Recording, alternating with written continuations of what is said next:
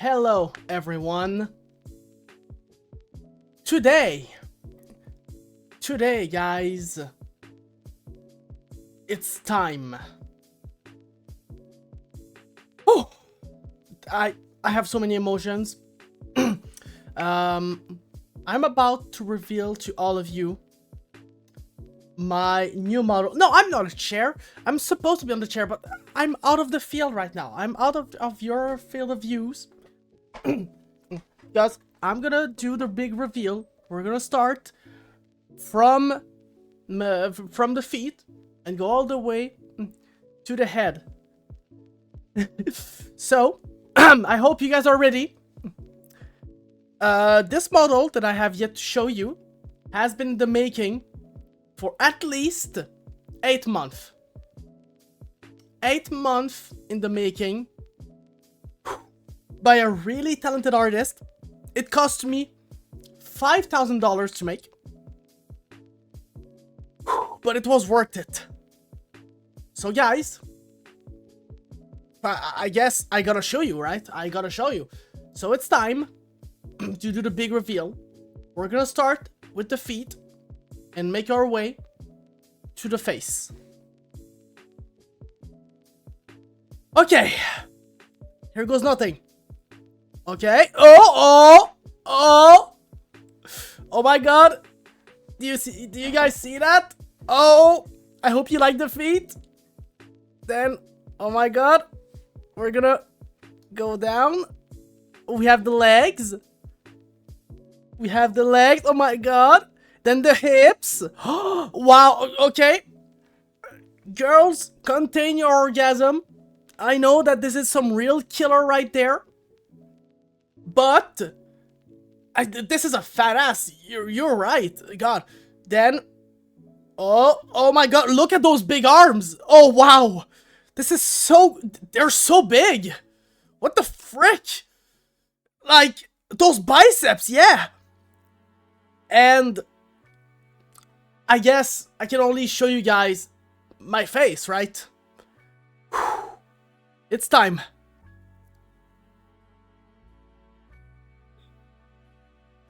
This is it. Woo! What do you guys think about this new model? My 1.0 model, $5,000. I'm really glad. It took 8 months to make. Like, this is the greatest model ever. Like, I'm so happy. It's so great. I love it. So I guess, well, I guess I gotta fuck you old one better. Now, Mr. Bacon, I understand where you're coming from. It is a big change, but in due time you will realize how change is for the best, you know? It's for the best. But with that being said, I have some shout out to make. I gotta shout out my incredible artist for making this model. LeBron James, thank you for making this model. So first name LeBron James, last name April's Fools. Did you guys really think that was gonna be my new model? Mr. Beast,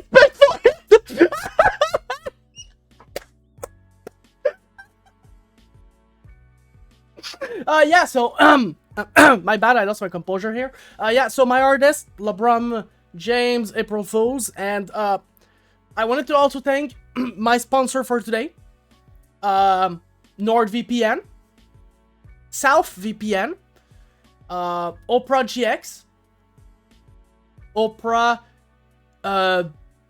BE, and Mr. Furry, aka Mr. Beast.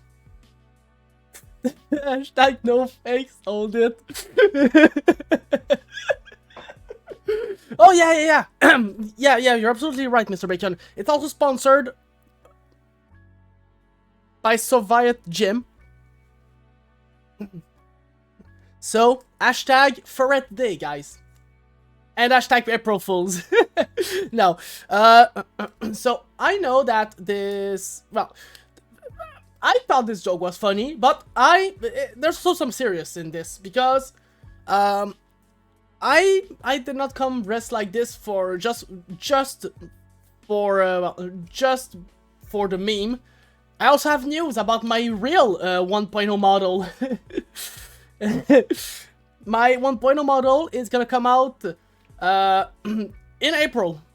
I'm gonna have my real debut in April with an actual model.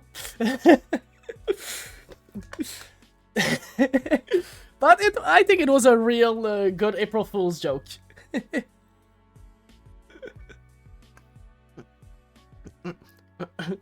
No. Yeah. So I hope you guys get ready also for my 2.0 model reveal. So mark your calendar, guys. Mark your calendar. My 2.0 model debut will be on April 31st. Note that in the calendar. April 31.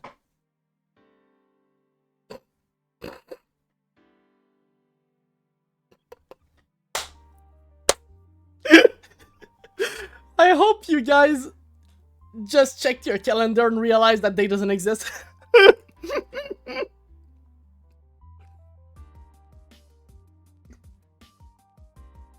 Oh god.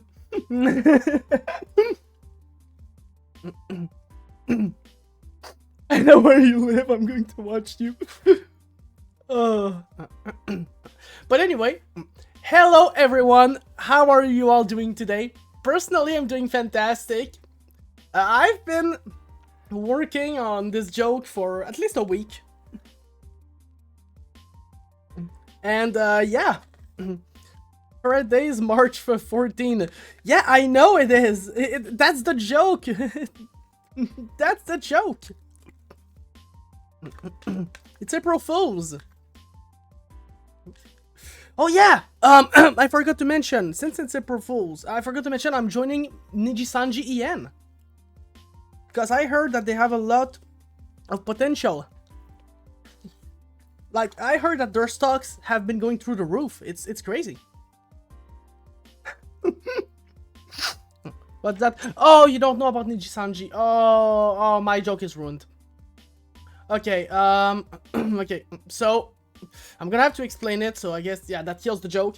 Nijisanji is a VTuber brand that, well, their stocks hit rock bottom because they made two VTubers.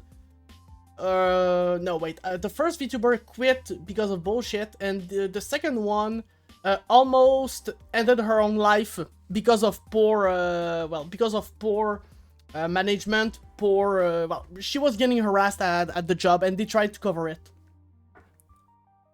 And when she left, they tried to do the same thing with her as they did with the previous victim, and tried to make her pass as the trouble. But it didn't work because people knew better. But yeah, and recently Nijisanji EN, the branch, well, the English branch, got shut down because, well, because obviously their stocks hit rock bottom and they said it wasn't sustainable. No shit. Yeah, 15 shits. Also, hey Zoro, how you doing? I'm doing great. Hey Zoro, what do you think about my new model? It's amazing, right? It cost me $5,000. It's really, I think in 8 months, $5,000, they managed to do a great job. It's okay, nice. As you can see, some people in chat are crashing out a bit, but it's fine. Anyway, don't worry, this model is only gonna stay for today. Obviously, I'm not gonna keep that any longer. Oh god. But anyway, I hope you guys are doing alright. So today we're gonna be playing Alien Isolation, But before that, well, first of all, we're gonna just delete that because I don't want that in my chat. And that. But before we do Alien Isolation, I remembered our chat during the weekend about Gojo. And because the internet totally doesn't listen to us at all, well, a Gojo video appeared in my recommended. And I was about to watch it, like I almost watched it, but then I realized, before clicking on it, I realized, oh wow, I should actually react to this, because we had, like, we had a big conversation about that on stream. About how people just oversell Gojo. And, well, I guess I'm gonna switch scene and we're gonna check. So there. So that's the video that I saw in my recommended. How far would Gojo get in Dragon Ball realistically? And I thought it was, like, well, it's an interesting topic considering what we talked about during the weekend. So, I wanted to react to it on stream. So without any further ado, I guess we can watch the video. Let's see our search history. Sure.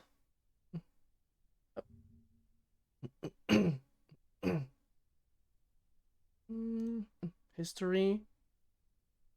So there's my search history. I have a lot of music because we are allowed to play music during during the job. Yeah. Oh yeah. I also watched some videos on the job because we're also allowed to. And yeah, that's pretty much what I'm watching. Yeah. So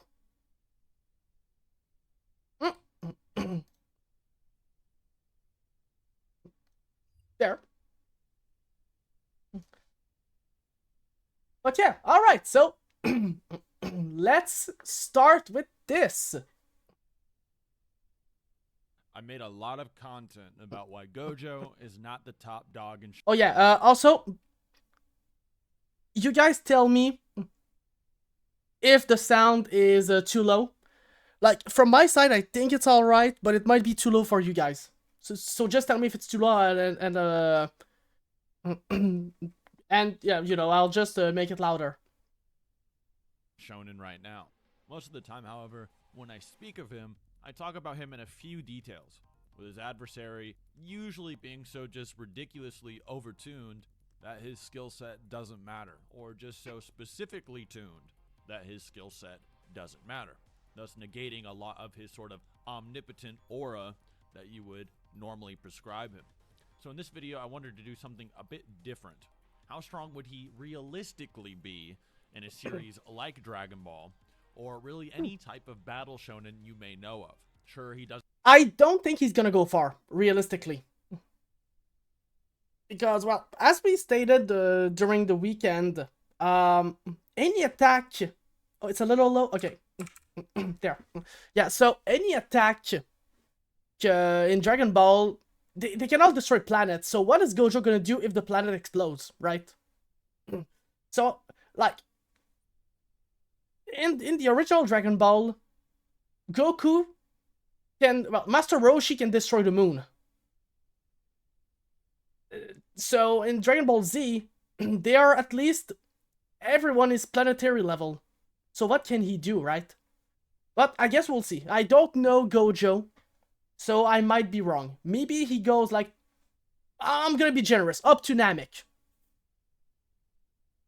Doesn't solo Goku or your favorite stupidly overpowered MC, but he still has a place in the pecking order, right? Where is that? This will be outlined. How far does Saitama go? So let's Saitama, right? We have two we have two timelines with that. The first one is it's the it's the show logic route, which means Saitama always one-shots everyone. So if we go that route, then obviously he one-shots. But if we go in a realistic route, Saitama is human, and his highest the highest power he has displayed is not planetary at all. So Saitama doesn't go far. Saitama gets destroyed by Krillin. Even Yamcha. It's crazy. Get into it, starting with... Okay, where does he start? Okay. We could jump straight into highballing Gojo and being super charitable, but in order to not seem like a delusional Gojo fan, I think it's probably for the best if we started out playing in the Skeptic's course. Wait, it's solar system now for Saitama? Oh. That's for the power as he fights. If he doesn't die, he adapts. Oh, I didn't know that. Okay, that's interesting. But, well, in that case, it means that Saitama goes up. The manga went crazy. Okay. So, well, Dragon Ball characters, Goku and Vegeta, they are now in the, well, universal destruction, I think. It's more than solar power. Solar system. But Saitama, with just solar system, he defeats most of the Z fighters. But I don't think he beats Vegeta or Goku.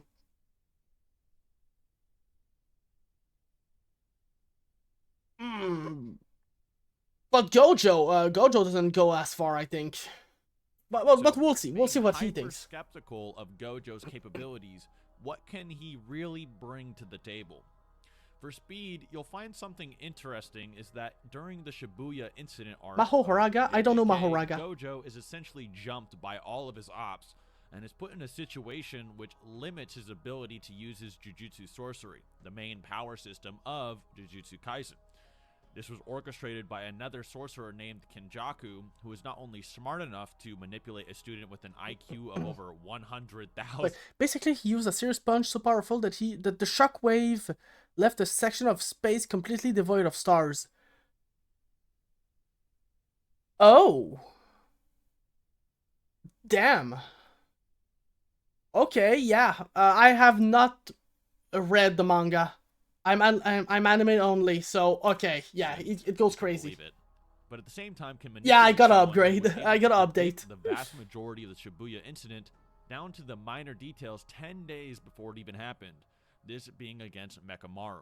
This is important because it clues us in that Kenjaku is obviously an incredibly informed character who also happens to have the memories of Gojo's best friend, Geto. Using all of these factors, Kenjaku is able to either deduce or just explicitly know that Gojo's insane speed comes from his ability to amp his movements with his curse technique known as Blue.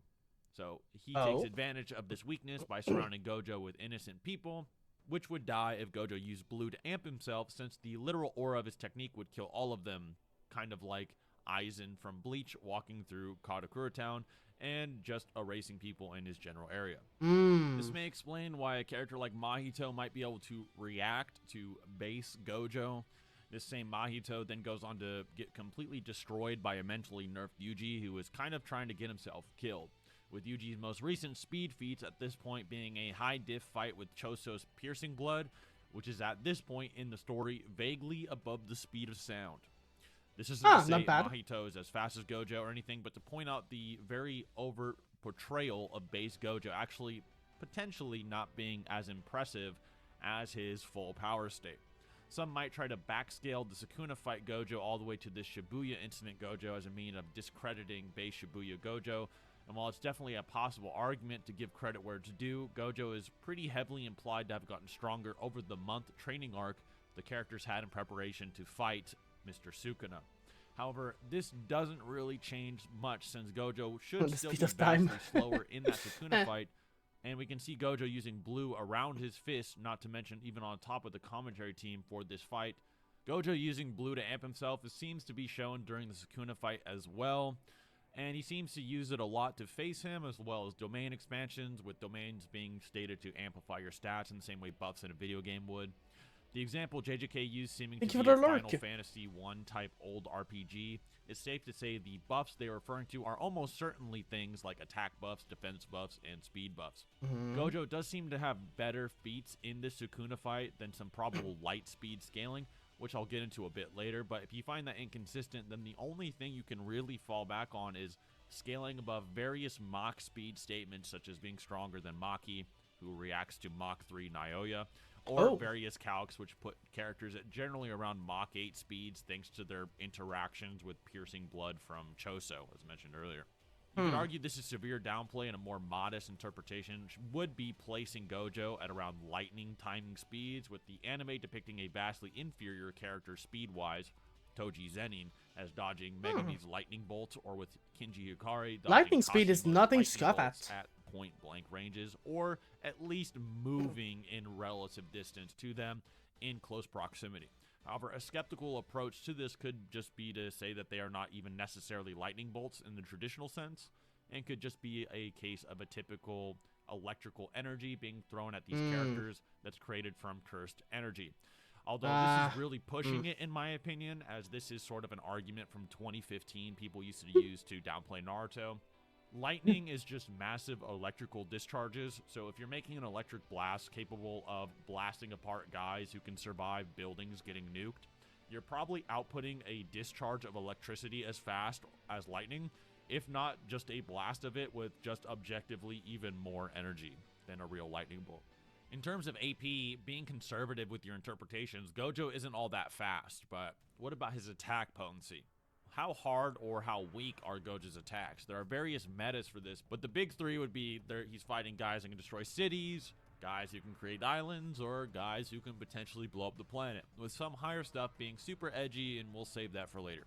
The city destroying stuff is definitely the most solid and kind of undeniable, really, no matter how skeptical you want to be, with it just being very clearly stated that characters vastly weaker than Gojo, such as Jogo, someone who Gojo already bullied and basically clowned on his strongest attack, is capable of just dropping meteors which can turn an entire town to ash, and obviously character scale way above him.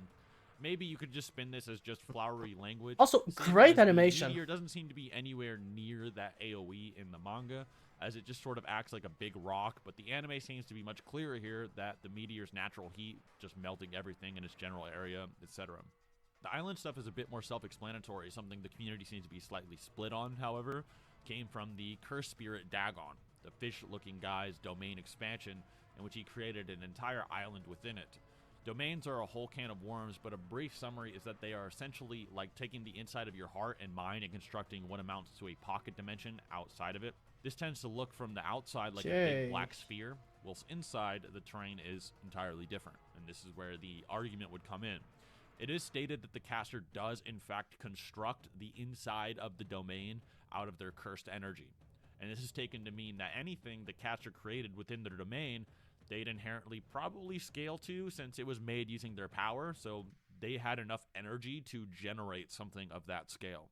Something you could argue against this is that while it is true that the inside of the domain does have terrain that can be interacted with, that does not inherently mean everything visible within the domain is actually a part of the terrain. For example, if you've ever played a video game, then you'll know you have the playable area, which the character can directly interact with. However, in the distance, there are often unreachable terrains and skies which the player can't interact with. When examined more closely, you'll typically find out that these distant terrains and skies are actually not real and are usually 2D textures that give the illusion of being just like that playable area. A similar thing could potentially be happening with domains, and in Dagon's case, it could be argued that he really only created some water and a beach with some trees, a far cry from island level. This could be made consistent with but the author it's getting pretty drawing abstract at that point. to video games, and with domains being video game-like buffs, so it may not be a stretch to say other parts of video games, such as things like skyboxes and backgrounds, could be used as well. Should also be noted that in Jujutsu Kaisen, deception, trickery, and all sorts of things are a staple. It is considered a good trait to be able to fool your enemy and not let them get onto your tactics. So I would say that if you could fool them with how big your domain is, that would also be a buff. The biggest issue with this, however, is the anime very overtly showing that Dagon created a very long beach when he kicks his opponent, pretty much its entire width, and showing the underwater sections as being incredibly deep, which supports it actually being more than probably just a beach and paddling pool. The most contentious scaling will without a doubt be Gojo being then planetary. This originates from Yuki, another special grade sorcerer and someone weaker than Gojo, as Gojo is obviously the strongest modern sorcerer, being able to detonate herself and turn into a black hole using her technique Star Rage, which is routinely calced to be able to destroy a planetary body beyond its gravitational binding energy, and stated to be so as well, with Gojo's technique Limitless and himself routinely being described as the strongest, with the most recent chapter of JJK actually referring to Limitless as almost always looking like an omnipotent technique. In addition, a TV animation guide which gives insight from the director on the animation process and someone that worked very closely with the author, stating that Gojo's domain creates a large swath of the universe, and this was perceived as being a bit underwhelming in his eyes, and so the anime tried to make this even godlier than generating a universe. A swath, by the way, is literally just a chunk of something or a large area, so probably a higher percentage. A counter argument to something like this that you could potentially bring up is that for the black hole feat, the Limitless being stronger than Star Rage doesn't inherently mean the punch of the attacks are greater than Star Rage. Or to put it differently, just because it's stronger doesn't necessarily mean it hits harder, since in Jujutsu Kaisen and Shonen in general, stronger usually means a variety of different things depending on the context, with JJK often including things like versatility and potential into what constitutes a stronger curse technique. As for the TV animation guide, you could potentially argue that just creating a chunk of the universe doesn't mean all too much, since a lot of the universe is just kind of nothingness, and so creating a big chunk of nothing space comes a little vague when it comes to scaling. However, you can clearly see things, and would probably see things, in this Gojo universe generating feat, which would be a plethora of at least stars, or nebulas, although they have their own sets of problems. The last thing to be skeptical of is, while it's all well and good that Gojo can run and punch, that's never really been his appeal. The thing that popularized Gojo so much, excluding his appearance, obviously, was and still is his abilities, the main one of note being his Infinity. I've already talked about Infinity in a bunch of videos already, Gojo versus Kakashi probably being the best one to watch if you want a severely intrinsic breakdown of the ability, but to keep things short and reasonable, Infinity is essentially just a bubble around Gojo that endlessly slows things down that approach him, with paradoxes like Achilles and the tortoise being referenced as pseudo definitions for the power. Very common interpretation of Infinity is that it's this passive ability that negates all damage that Gojo could take thanks to the infinite slowdown and distance effect. Gojo's biggest detractors, however, will argue something different. Opponents of Gojo scaling will often argue that the ability isn't actually passive at all, but relies entirely on Gojo's own reactions to function. Essentially, what this means is that in order for Infinity to stop something, Gojo's mind has to categorize it as a threat, as described in Hidden Inventory. Gojo sorts these threats based on their mass and speed to determine if it's dangerous to him, and this is why in the example, the series shows a pencil is stopped by Infinity, but then a eraser right next to it bounces off his head without touching him. The argument then is that Gojo's brain actually needs to be capable of reacting to stimuli in order for Infinity to be capable of blocking it, and so all you would actually really need to do around Infinity is just to be faster than Gojo's perception, since if he can't perceive you, he can't categorize you as a threat, and so Infinity becomes kind of useless. Okay, well, it's not that busted then. While it's probably true Gojo needs to perceive you to categorize you, it seems pretty obvious that he can just apply the label of threat to you before you even do anything at all, and Infinity will just target you from then on. For example, imagine you can blitz Gojo's perception, but you start a fight with him by talking for a couple of minutes. Gojo, while you were talking, could just categorize you as a threat long before you even used that overwhelming speed advantage, and so Infinity could theoretically keep him safe. This then ties into the next question of, is Infinity reliant on Gojo's reaction speeds? So does Infinity act as a passive aura type of ability that you need something like inaccessible speeds to bypass, as Infinity is constantly ticking at 1, and to be faster than that you would need to be moving at 0? Or does Infinity rely entirely on Gojo's own reactions and can only block things his brain is able to detect using his 5 senses? If this was true, then just being faster than his 5 senses would be GG, like I mentioned a moment ago. There isn't really a cut answer to this, and arguments can be made for both sides, so it just comes down to how charitable you want to be toward Gojo for this one.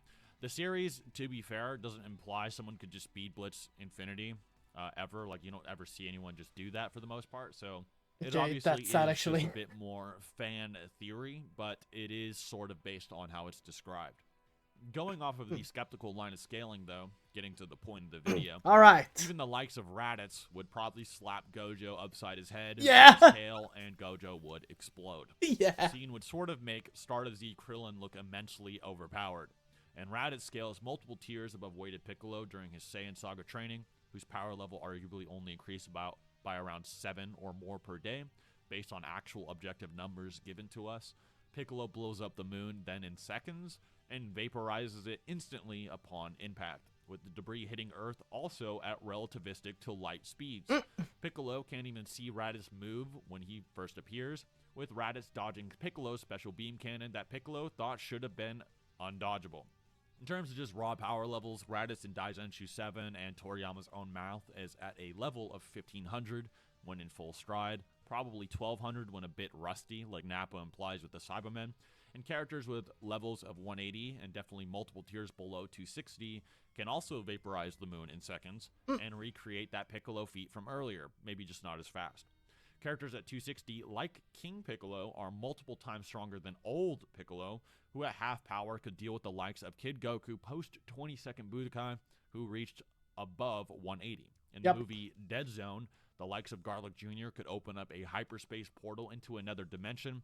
This portal is either called a black hole or a hyperspace, depending on who you ask, that Garlic can basically BFR you into.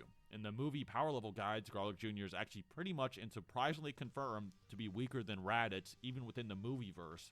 And in the anime timeline, he just objectively would be, since Goku and Piccolo, unweighted, could tag team and beat up Garlic Jr., whereas Raditz sort of no-diffs them. This is confirmed to be anime canon later when there is a Garlic Jr. arc after the Frieza saga. That being said, Raditz should theoretically be enough to deal with Gojo, being extremely skeptical of Gojo's ability and assuming Raditz doesn't let Gojo launch off his domain. But I'll be getting into Dragon Ball and mind hacks in a main channel video in good detail, so I don't want to get into that too much here. So look forward to that sometime soon. But otherwise, mind hacks won't really affect the rest of the characters on this video, Infinity. so there's no I need to really guess. explain it.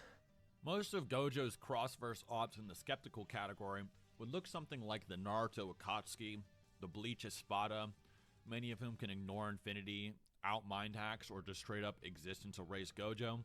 Jujutsu Kaisen at this deprived phase would be lucky to catch some victories against the likes of Hunter x Hunter and a lot of My Hero Academia, with Gojo struggling through with his hacks abilities at best. Phase 2. Not looking good. No, it's not. A higher interpretation of Gojo would be someone who could react on a similar degree as cursed Amuro Kashimo and Sukuna, and to assume Sukuna reacted to the electromagnetic wave phenomena Kashimo could discharge, then arguably move around multiple times the speed of if you ask the right guy. Then you'd go into Gojo's statement of having the strongest Jujutsu technique, i.e. the Infinity, and have it to be above the likes of Yuki and her black hole. Most will assert that Yuki's technique is a bit different since it is self-sacrificing, so perhaps it doesn't apply, or that Gojo's self-sacrificing Infinity equivalent would just be stronger, not necessarily his other attacks. This stronger argument would be implied by Yuta and Gojo's body, implying Limitless always seemed omnipotent and completely unbeatable, whereas no comment about Yuki or anybody else like this is ever really made. Limitless and Infinity also require much more time to process and adapt to than the likes of an infinite point 3D sphere made by Yorozu when Mahoraga slaps through it. This makes the mid-end, or an example Gojo, should scale above any other Jujutsu Kaisen sorcerer's attacks in the story, even extreme variations like Kashimo and Yuki's self-sacrificing techniques, whereas Kashimo got great speed due to self-sacrifice and Yuki got great power due to self-sacrifice. Yuki's black hole has been calculated to need more energy than what it would take to destroy the gravitational binding energy of a massive planet, with her arguably restricting her black hole's range so she didn't actually destroy the whole planet, with a barrier and so forth then being erected even further to prevent this. Some would argue that she can manipulate the concept of mass to its utmost extremes, which would be star levels of energy to create more massive black holes and beyond, as when you manipulate mass to a certain point, it would, in theory, become a black hole. This mid-ball Gojo would be extremely hard countered then by the likes of, say, Android 16, to the point it's almost impossible to argue Gojo can actually really beat him. Android 16 scales an absurd amount of orders of magnitude above the likes of Frieza, It's and is crazy, around the yeah. level of Imperfect Cell when he becomes strong enough to absorb Android 17. Frieza in his first form can nuke a planet with 10 times the mass of Earth with one finger, and then launch the debris from it into space at much faster than light speeds, needing enough energy to dissect even dwarf stars. He then multiplies his power from 530,000 to 120 million in Daizenshu 7, with Super Saiyan Goku at 150 million.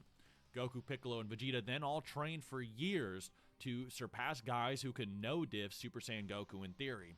And then they still get hard-gapped by Androids 17, 18, and especially 16, who can pretty much one-shot a guy, who can pretty much no-diff a chick, who can take on Vegeta, who can pretty much no-diff Super Saiyan Goku from before. It gets to the point where even a heart virus barely can fly around Goku, makes Tien thinks he's stronger than he was against future Trunks post-Yardrat training, post-Frieza fight. Android 16 also has it is weird. infinite energy reserves and stamina that causes him absolutely zero fatigue to continuously use, unlike Gojo and his 6 eyes. He has no biological mechanic either that would cause him boredom or any type of deterrent from continuing to fight for his objective seemingly forever. He also outscales Garlic Jr., who can rip through space-time with the dead space, and should be completely immune to mind hacks, as he is completely 100% cybernetic. He's just a robot, and this is shown by Cell shoving his literal tail into the side of his throat, and it didn't matter, since his throat was just metal and circuits. Gojo, even if he couldn't be hit through infinity by 16, would eventually just lose by default, with 16 ignoring everything he could even do, as we described earlier. 16 might be able to just blitz through Limitless depending on how you think its auto detection would even work, with Android 16 surpassing lightspeed beings even in raw power levels by just tens of thousands of times. Yeah, because these are made androids. They suddenly become powerful enough to overpower Super Saiyans. Yeah, that's an issue with the story itself. One Piece has a better power scaling, in my opinion. But that's more of an issue from the direction that Toriyama took the story. By making each enemy more and more powerful by that much. At one point, it was inevitable to make something that makes us question, like, wait, they made that? But, yeah. Toriyama, he's something, alright. Doesn't make the story less fun, it's funny. Let alone the actual feats they would have by the series. Gojo would be lucky to even hit Lightspeed using Kashimo scaling. Yeah. Gojo's ops, you'll find him arguing against in a cross-verse debate here in Phase 2, would be around the stronger but not top tiers of Bleach, Naruto, and One Piece. Although he is So they were significantly made by the slower same guys than that pretty much struggled all and three got wiped verses. out by Goku. By Kid Goku, yeah. Can we fix it? The final phase has us trying everything in our power to make Gojo not Big 3 background fodder in a respective war arc. The first is to make him very fast. And this is done through the prison box, and in the prison realm there is no time, yet Gojo can perceive and move around in it. Not even a being moving infinitely fast could technically mimic this, yet Gojo's either manipulating time around him in there to be able to move, is moving insanely fast, or beings within it can move with something other than the aspect of time, even though Gojo says time seems to be moving intensely fast for some reason. Even Gege seems to somewhat imply when a fan is like, why did you go from infinite to Mach in terms of speed? And Gege says, I know, it was dumb. It's so vague, though, that it can be used for wank, because when in doubt, wank it out. In terms of attack power, you would argue that Gojo it's probably another scales with Toriyama. Yorozu and her infinite point 3D bug sphere, that Maharaga one-shot, with Sukuna outscaling this somehow via domain or his true powers that Gojo seems to almost press him to bring out. Infinite 3D points in the surface of a true infinite spear would have Gojo at high universal levels of power, as there aren't even infinite 3D points in billions of galaxies, let alone this small condensed sphere. Although most will argue types of atoms have perfect spheres and so forth, we will use the ball as its utmost because when in doubt, wank it out. This would give Gojo universal attack power and beyond infinite speed, making him a glorified Super Buu victim, or Super Saiyan God victim. You pick. As Super Buu can annihilate an infinite space-time and ignore infinity, as well as probably ignore mind hacks, as he can literally live without a head. Yep. So damage to his brain probably wouldn't actually do anything, and his body seems to be able to move and regenerate and function and fight without his brain's capabilities. And he can blow up the earth and just leave. Yep. Gojo And he can also just scream and destroy the dimensions around him. He can scream and make a hole through dimensions. It's... Yes! struggles to exist and then dies eventually. Majin Buu may also have a form of infinite speed if you think he can blow up an infinite universe, unless you think infinite just means very great, or can potentially blow up Earth faster than Goku can instantly. A hard counter to appear somewhere infinity, else. yep. And if not, Inaccessible Dragon Ball is around the Goku Black Arc, where characters can exist in a void of space with no time. It's just more objective than Gojo's feat is. Or shoot attacks deep into the world of void, which has no concept of time and space in the totally legit sticker guidebooks. It has at least no time deep within it, and Gojo's energy can shake it and surpass it utterly, which then refers to Goku versus Gojo on the main channel. The big three would also likely need respective Wank It Out levels of scaling to reach Wank It Out Gojo levels, so fair game, really. Anyway, bye. Double KO each Okay. other. Okay. Okay, so you just end like that. Okay. Oh, God. Also, why is this at 3 minutes? I never even watched that. I made a lot of content about what Okay, why not? I guess he ends his video like that. Oh, God. But yeah, super interesting and exactly how I thought it would go. Oh, well, well, you know, except I said as a super generous person that he could go maybe up to Namek, but he, like, realistically, he doesn't even go that far. Oh, God, and even, like, the dude, even after finding everything to make him as powerful as possible, Gojo still loses to pre-super. This is crazy. Although going up against Buu is nothing to scoff at, to be honest. Plus martial art wise, Gojo isn't touching a bunch of people. Oh, no. Gojo, as he said, he's mainly power based. He doesn't fight well, like in martial arts. So Goku wins in that regard. Well, everyone wins in that regard. Even Yamcha. Even Yamcha, who has stopped training, even he can beat Gojo in that department. God. But at the end of the day, it doesn't matter. If you want to enjoy Gojo, go for it. You can enjoy him. He seems like a cool character. I'm sure he's a lot of fun to watch. But remember, don't try to compare on the logical standpoint like that, because we can do too. And that's the result of that. But yeah, so with that being said, I think it's time to change the title of the stream.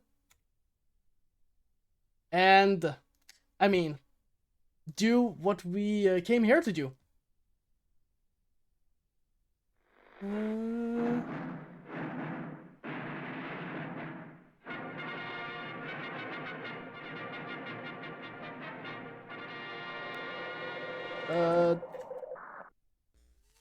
There, we're gonna go with this title, why not?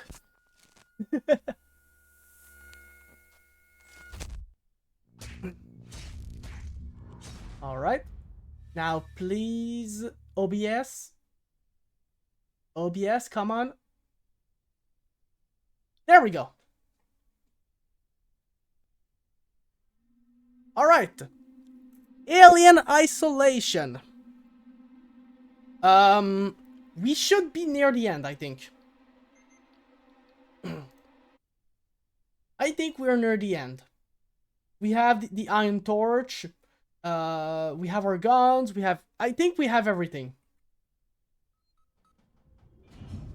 Let's see. Where are we? Space Flight Terminal. Oops. Up.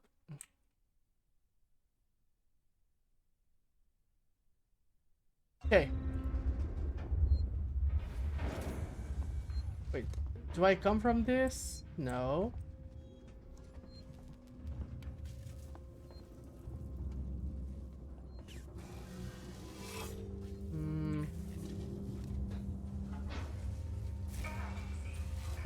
Oh, I think that's where I needed to go.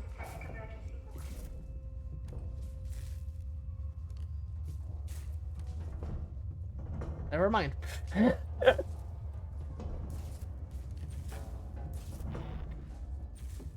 Oh, flare. Wait. How do we, Wait, how do we use the scanner again? Oh, it is spacebar. Okay, it didn't work before, but I guess now it works.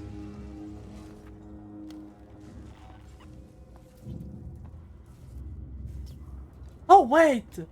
Okay! Okay. Okay, yes, I think I do remember. We went all the way. And then we came back to save.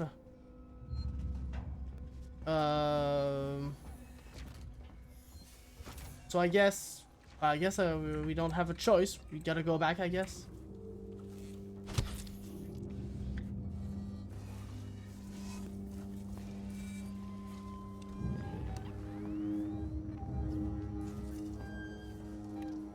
Right. Still asks us. I knew you were still here. Oh. You're going to have to be more careful. Follow me, please. Yep, I'm gonna follow you. So. Running causes accidents. Yeah, I believe you. So, you want me to go that way? Alright. I'm going to catch you. No, don't touch me there. This is my no-no square.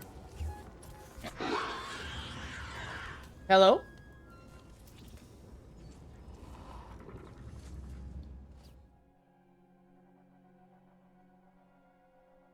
Why? Why? Ah! I also made me drop my phone. That genuinely surprised me. What the frick? Okay.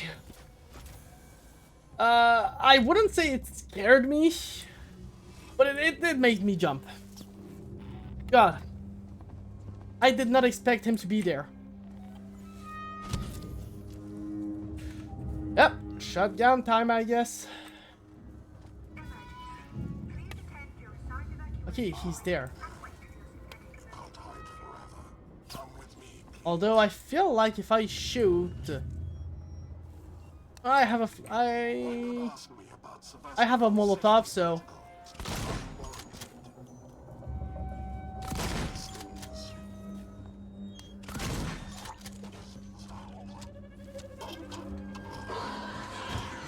okay. I took too long. Also, wait, no sound. There's no sound when he jump scares me. Right. We're gonna go with the bolt gun.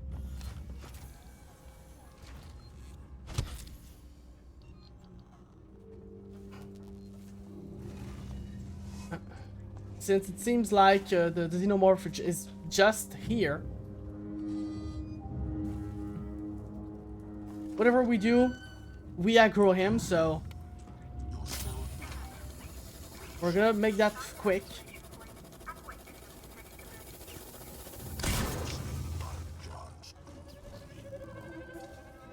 Right? There you are. There we go. Wait, really?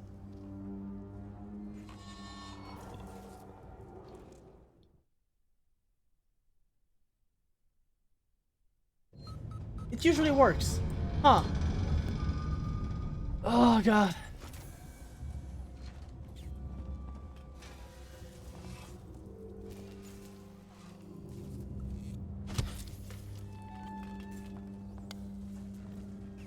Also, I guess... Well, I guess the sound is gonna be bugged until we beat that portion of the game.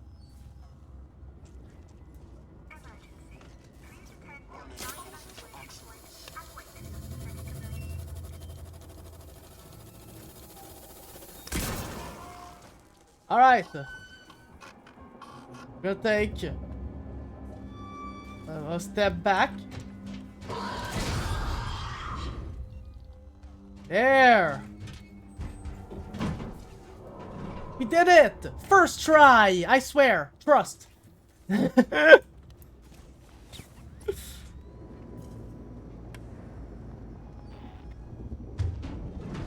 Already?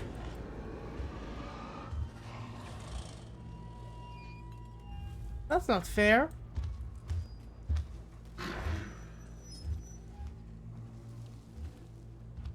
Orbital stabilizer failure. Abandoned station. Abandoned station.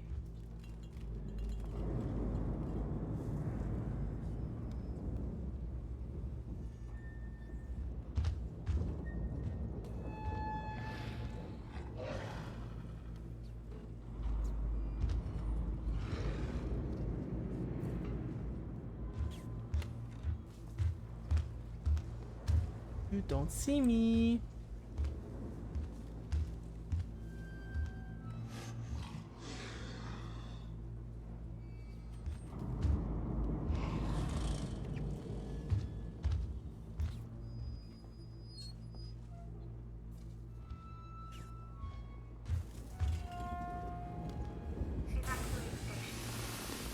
Okay.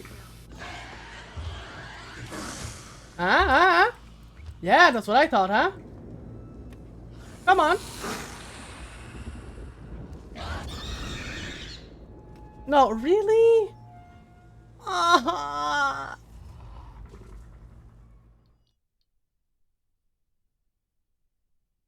Ugh. Should explode.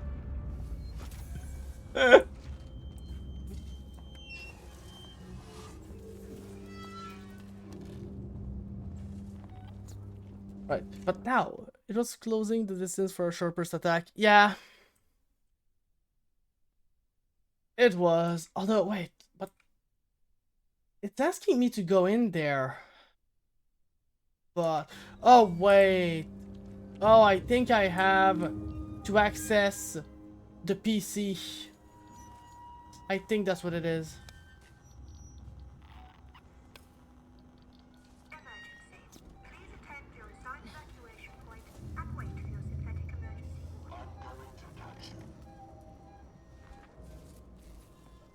Okay, I'm gonna try something.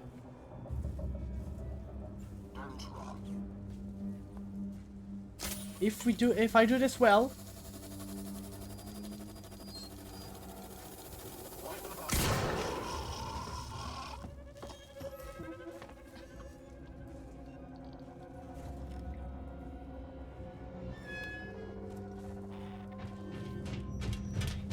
Okay.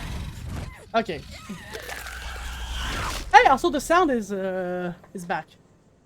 But okay, so when I do that, he automatically sees me there. Good to know. So that's not gonna work. So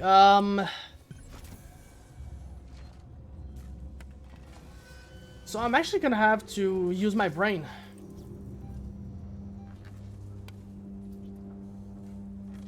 Okay.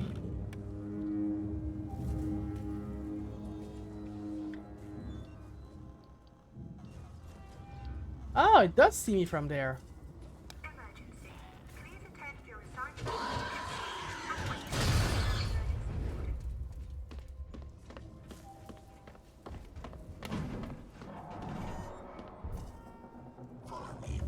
Yeah, it's gonna, yeah, it managed to grab me.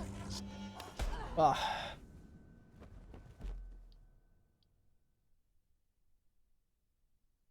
Okay.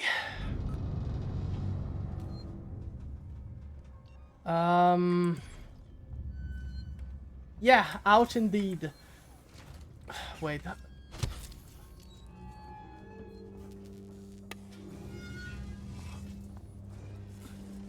There's not a lot I can do. I just have to do what I did first, but better. Emergency. Please attend your assigned evacuation point and wait for your synthetic emergency warden. So the robot doesn't seem to want to move. The xenomorph stays in that room until it hears something.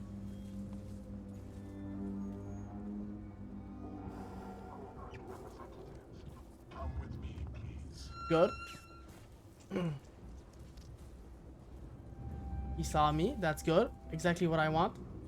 Running causes accidents.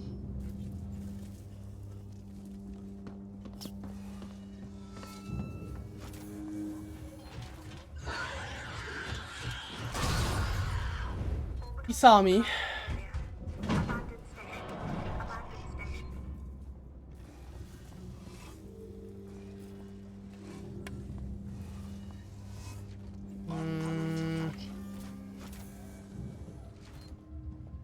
I have a little more space here. Don't run. I won't. Okay, I have to run a bit. Not too much though. Ask me about Sevastopol's safety protocols. It definitely respawned already. Or not. Not taking any chances.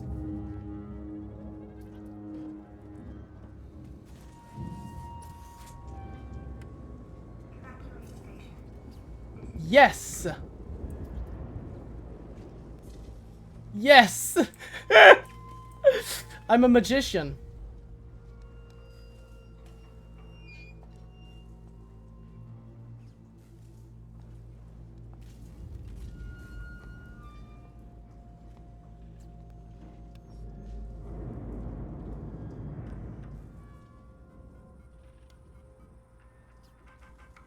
Um, 1984. Okay, but that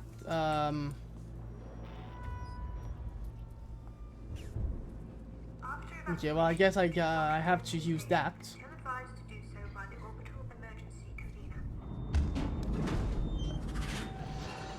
You didn't saw me, right?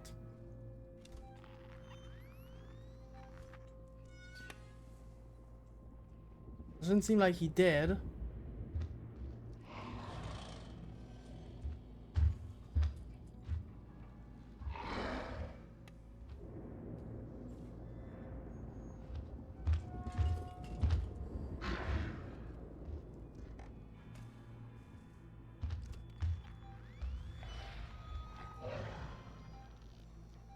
Yeah, it's coming back.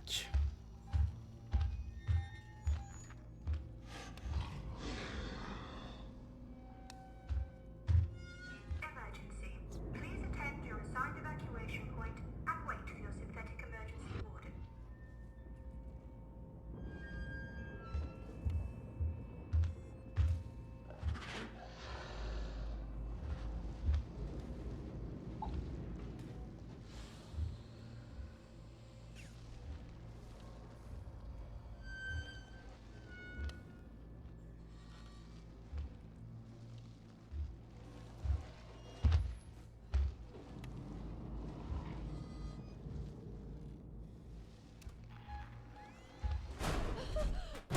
Really?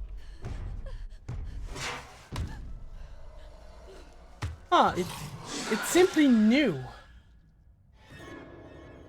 So I guess the radar does make sound. Funny, it never happened before. Okay, that place is not gonna be easy.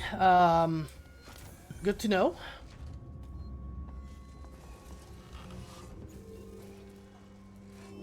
He says after dying like 6 times.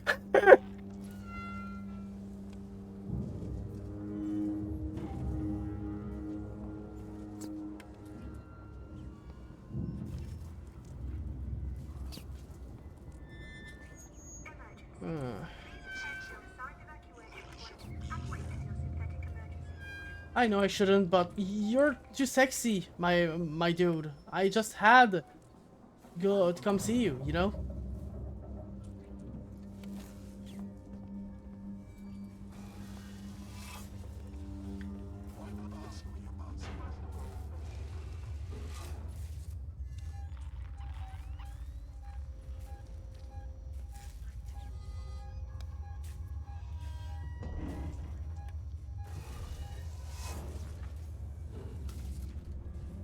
I'm coming to catch you.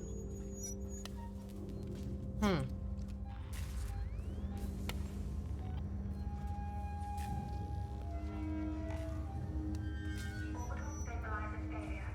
Abandoned station. Abandoned station.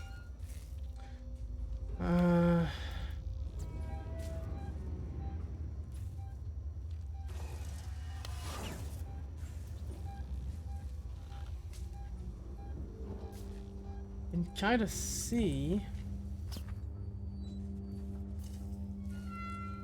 Wait, also the robot, well, synthetic, isn't there anymore.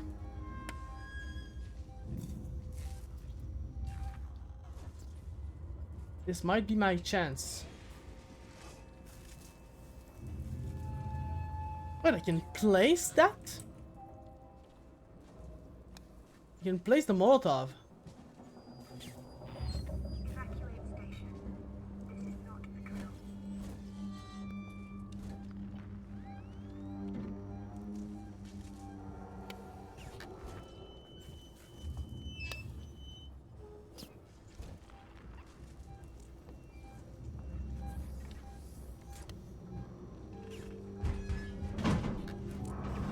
Oh!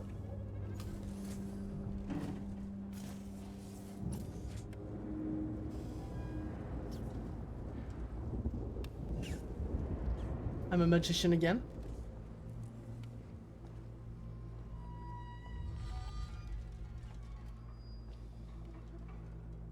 Now, the way that this game works is, even if I know the code, I have to use the thing first. Not to re-enter the station. So the game registers that I know the code. Emergency convener.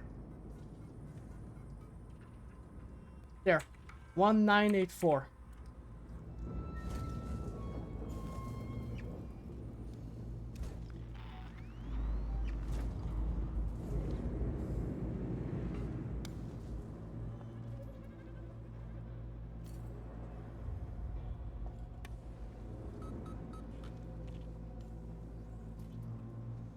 Wait, no, I already did open this.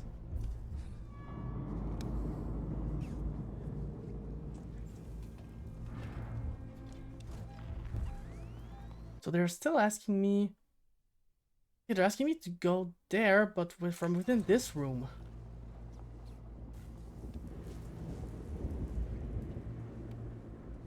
Emergency. Please attend to your assigned evacuation point and wait for your synthetic emergency warden.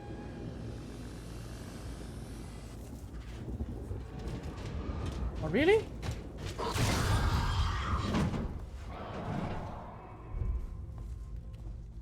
But then... How? Oh, I guess I'm not forklift certified.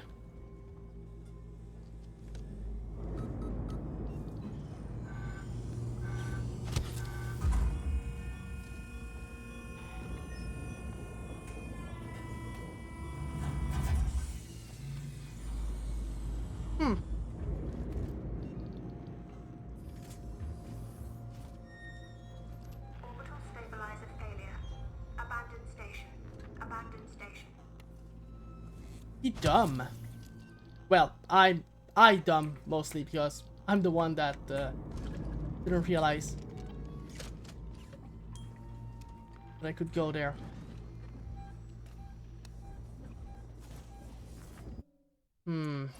Right, we have no map of this place. Okay, now that thing is here.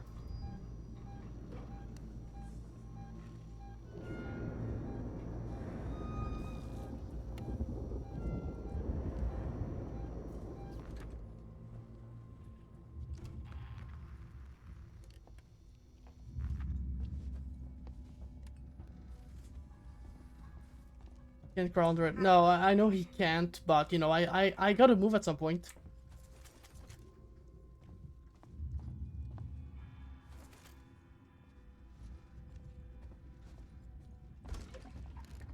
Here, I'm reloading, so it's now that he's gonna appear.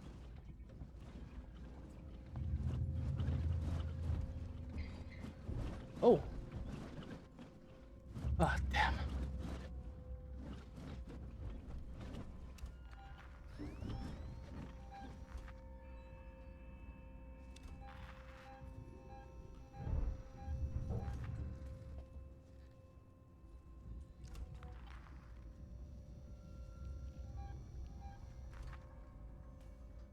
After evacuation, do not re-enter the station until advised to do so Well, by the orbital might as well do it. emergency convener. Not gonna take that long, so.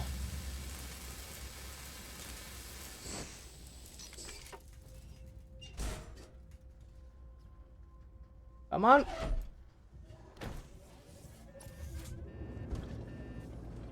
Okay, we're good.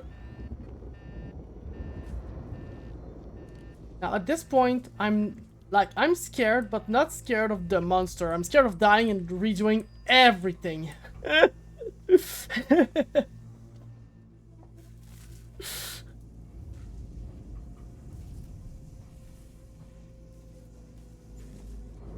Up. Emergency. Please attend your assigned evacuation point and wait for your synthetic emergency order. There.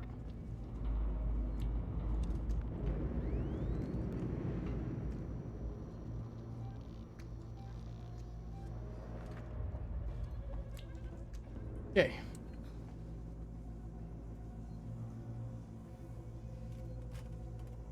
Huh. Hmm.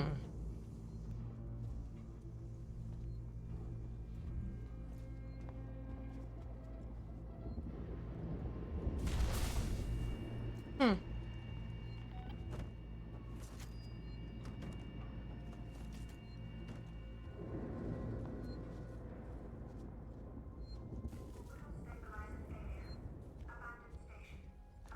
Okay.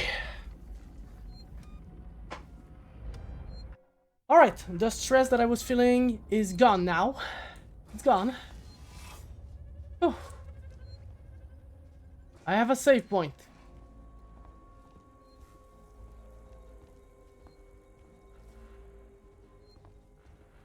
So I guess, yeah, that's the only place we can go.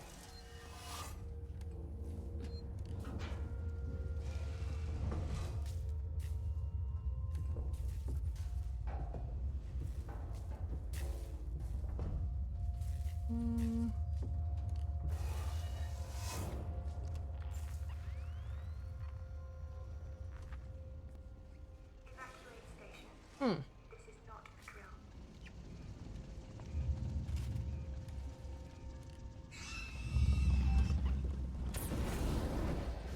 Yeah, now he's gonna know that I'm here.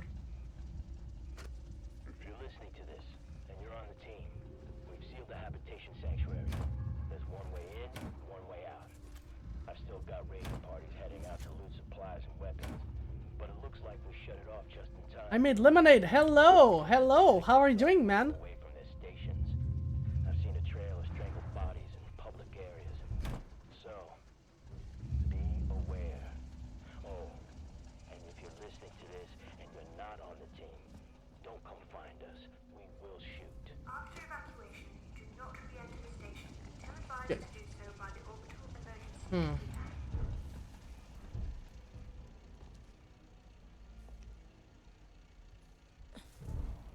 But how about you? You seem to be in a bit of a situation. Well, you know, there's a xenomorph on the loose. Most of my crew is dead. And I'm now a 2D drawing. So, yeah. I'm in a bit of a situation. You could say that, yeah.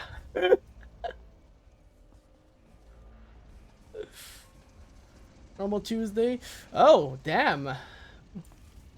Alright. Emergency. Oh, Please card. attend your assigned evacuation point and wait for your synthetic emergency.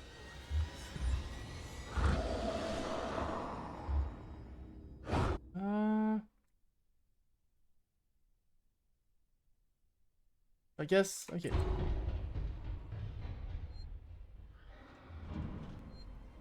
Okay. And thank you a lot for the follow, Mid Lemonade. I really appreciate it. Nope. Uh-huh. You're gonna go back up there, huh? Come on.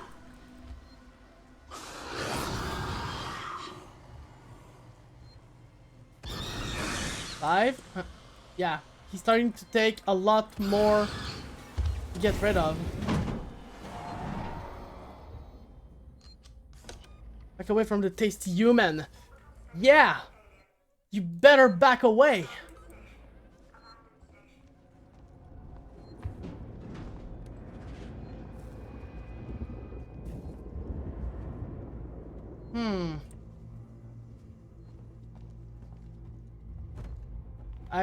Well, I guess I have fire, so that's why you should back away.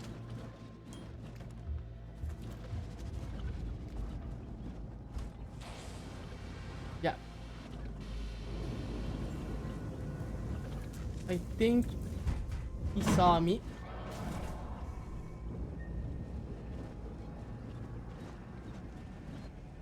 Okay, that's the place I can go to now.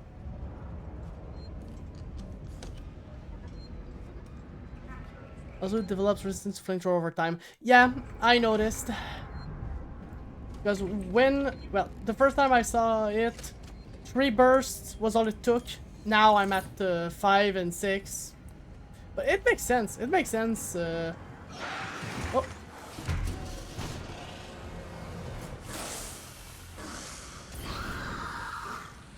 Huh.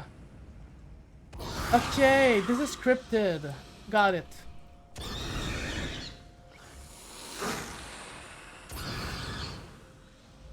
It explains why the first burst didn't do anything.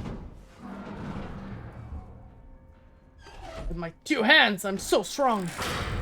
Oh.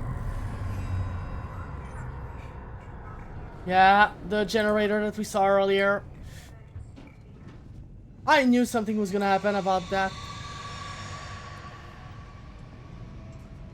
Something was definitely gonna happen with that generator. Where's the generator again? It's there. It's not that far, so should be fine.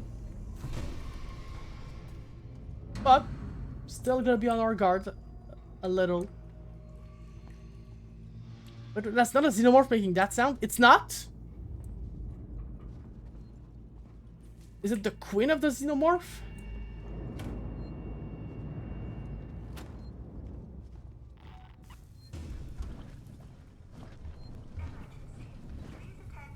It is the queen, okay.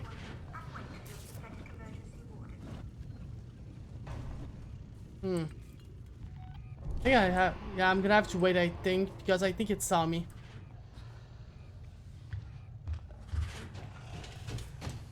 It did.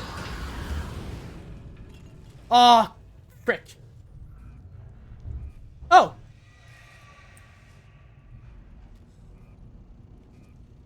Okay, so it didn't do by burst, but I held it enough.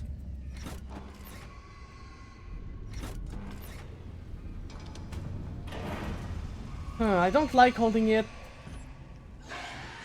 though, because, well, it took a little more.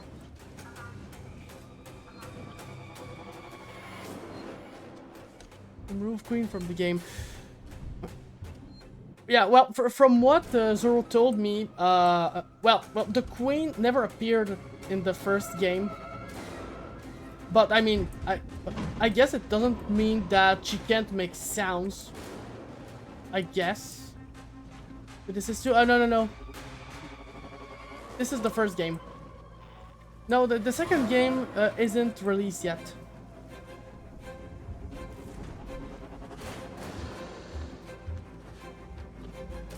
But it was announced. Oh god.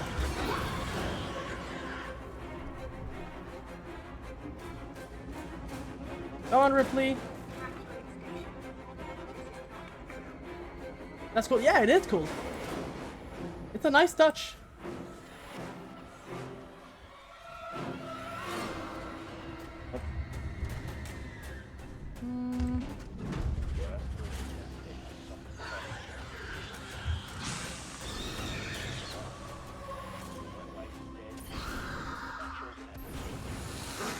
Now I can't get in because, well, that thing is here and it can also go through vents. Please. Okay, good. Nobody tell the Xenomorph that I'm at 5.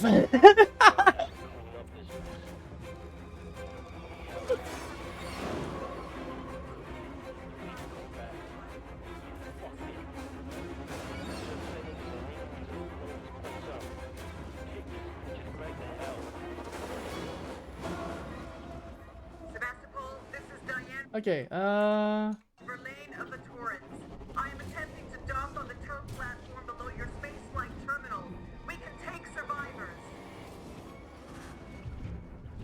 yeah, it's going through that. But, aha! Okay, that's good. We're making progress.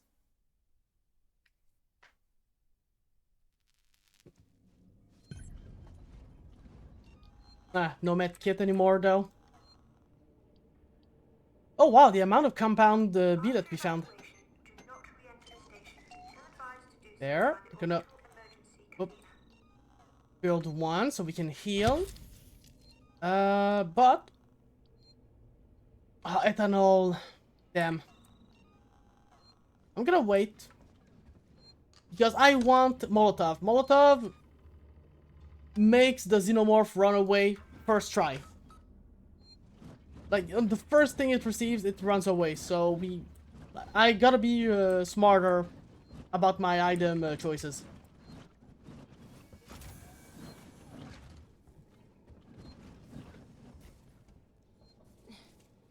Huh? Oh, okay, that was weird.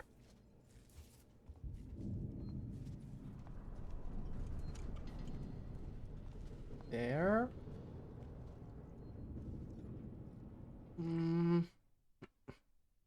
Okay, so I just walk away.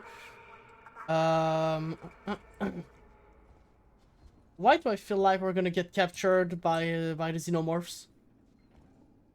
Like we only ever went once into the nest, so we've only seen the assets like that one time. So it would be a waste if we only saw them once or twice. Like they gotta make us go back there at some point.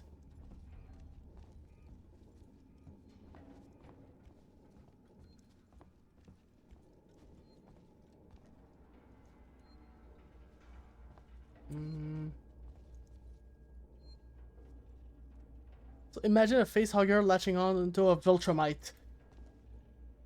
Damn. Well, first of all, we are fricked. Second of all, that's if they can touch a Viltrumite. Because Xenomorphs are busted, but Viltrumites, even crazier.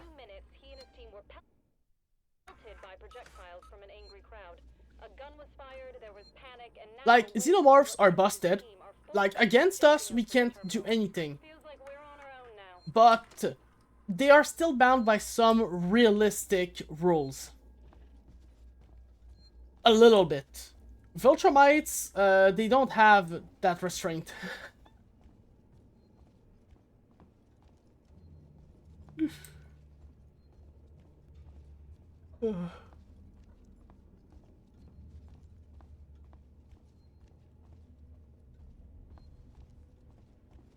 Hmm.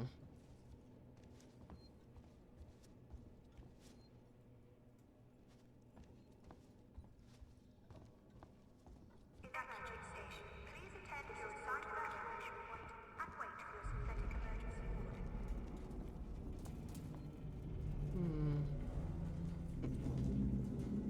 order. Some can be very arrogant. Oh, yeah. Well, although that's true for every species that has intelligence. They can all be arrogant. But yeah, I guess if one gets arrogant and lets a face hugger, hug its face, we are fricked.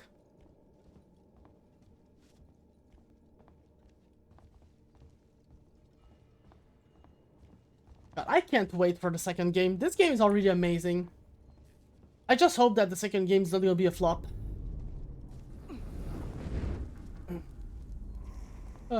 And I'm not saying that because the company that's producing it is bad. I'm saying that because every recent game is bad, unless it's indie.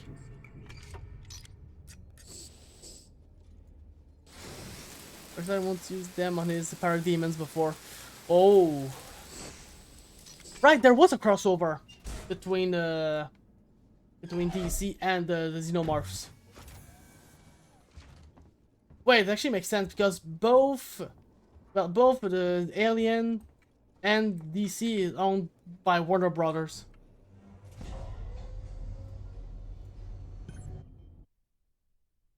With a way stronger army. Oh, yeah, I can imagine.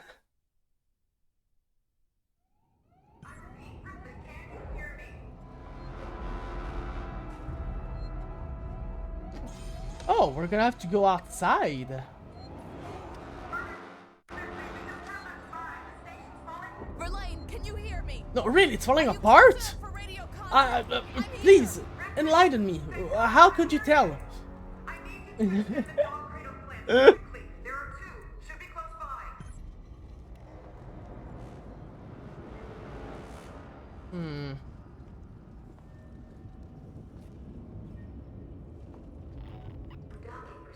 Except had the infected parademons attack the new gods as the first wave, and had the xenomorph burst out as the second wave. Oh.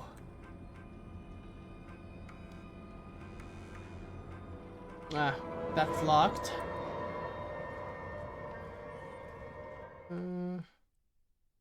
Okay.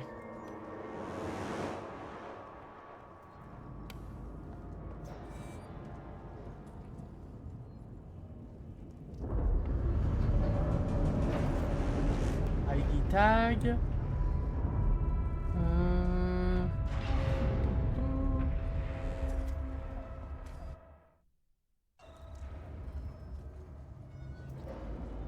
Restore power. Okay.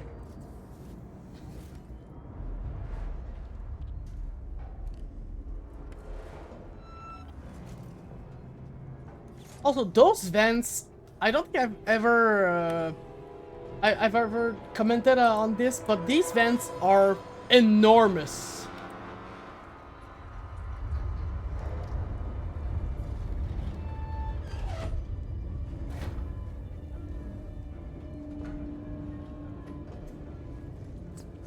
But I'm actually happy that they are, because that means I can navigate in them.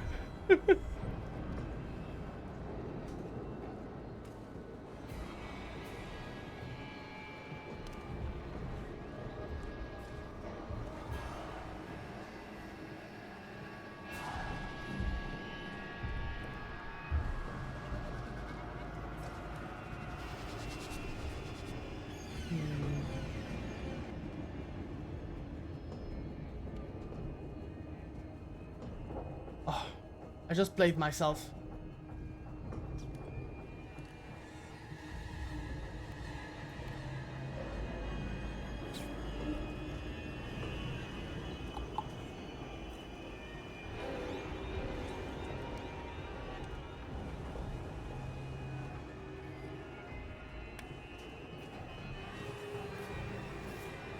Wouldn't dare attack me as I'm coming out, right?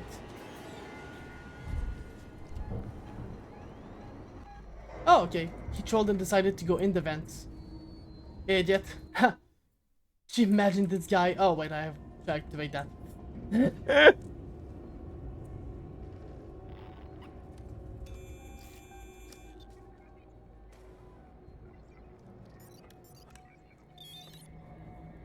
There we go.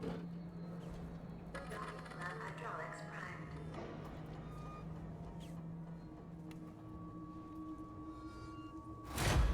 Oh.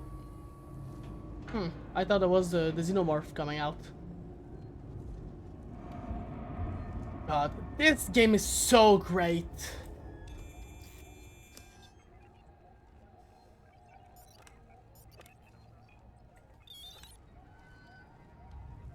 Like, I know I've said that a lot of times, but these graphics are so good. 2014. And I can zoom on something like that and you can barely see the pixels.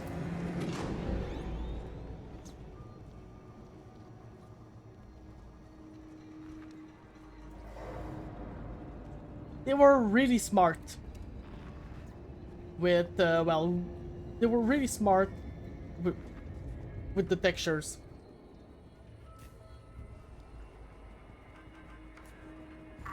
There. Verlaine, the docking clamps are engaging. Of course, Scream. There's just like 20,000 xenomorphs running after you.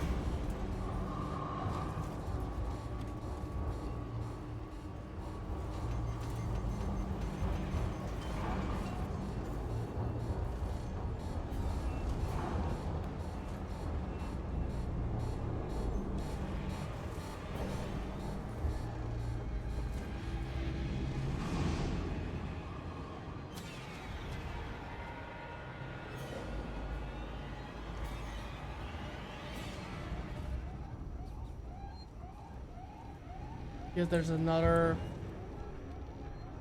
computer.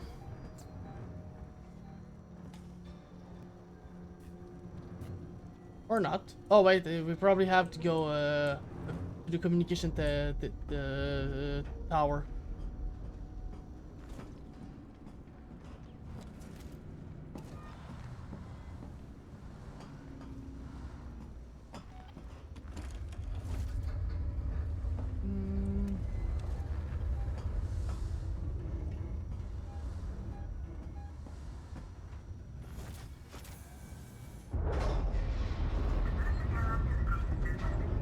Alright.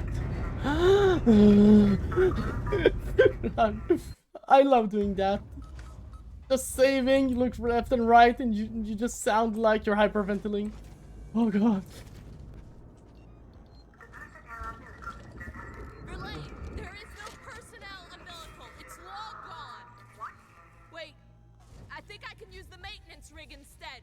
If I can find an EVA suit, I can still get to you. Be careful, Ripley. Okay. This better work.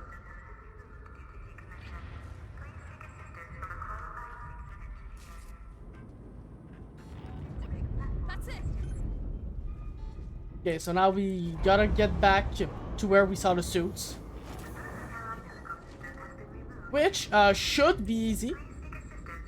But there's only one small problem, guys. Is that I jinked us?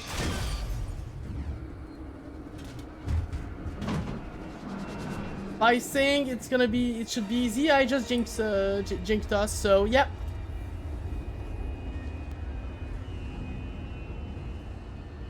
Whew. Still had a Molotov though.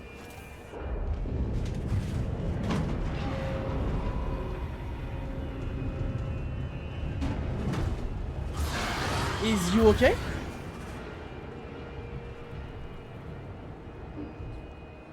I think that Xenomorph has a case of schizophrenia.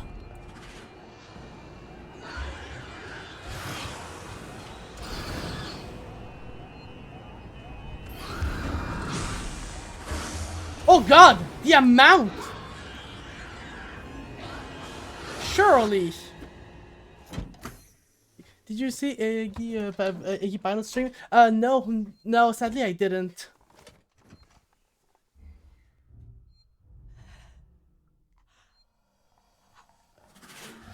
Oh! Oh, we're dead. Oh, we're dead.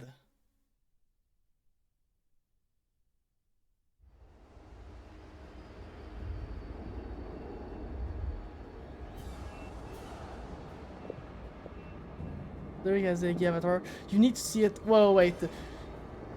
Wait. Oh, wait. Let me pause this. I actually have to see. Whoa, wait. Whoa, wait. What did you say? What did you just say? No, you did not just say that. Wait.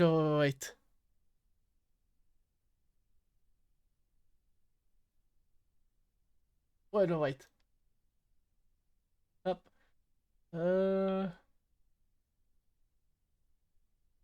Eggy.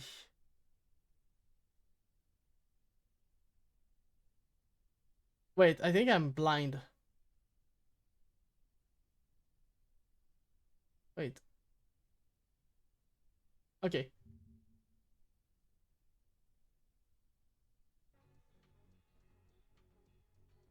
Wait, where's Dracones? I didn't see Dracones. Wait, she's talking about me? What?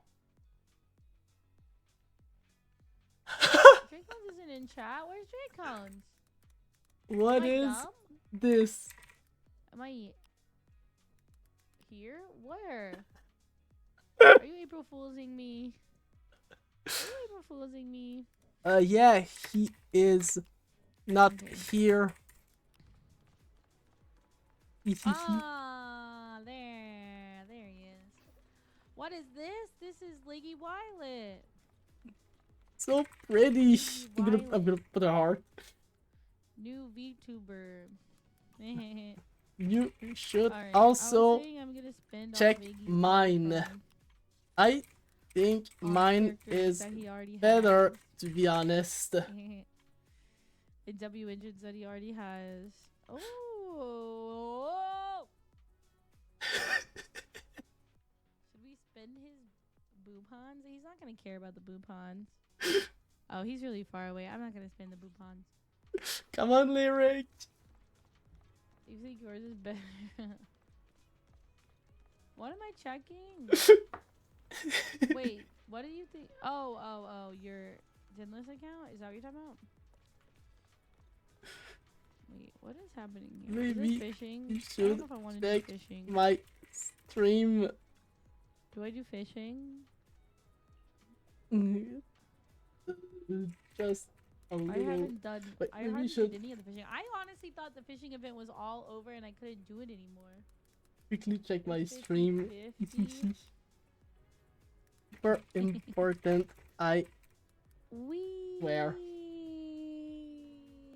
Oh yeah, how's the new model, Dracons? How do you like it? Wee. hold on. Check your stream. It's super important. Okay. I'll check. Is it your new model? I do like new models. Yes, supervisors and us. By the way, this is an April Fool's joke if you can't tell. Oh, don't worry, I could tell. There you are. You'll quickly realize mine so is too. creepy. You're watching me on your stream? Why? Hi, Dracons' chat.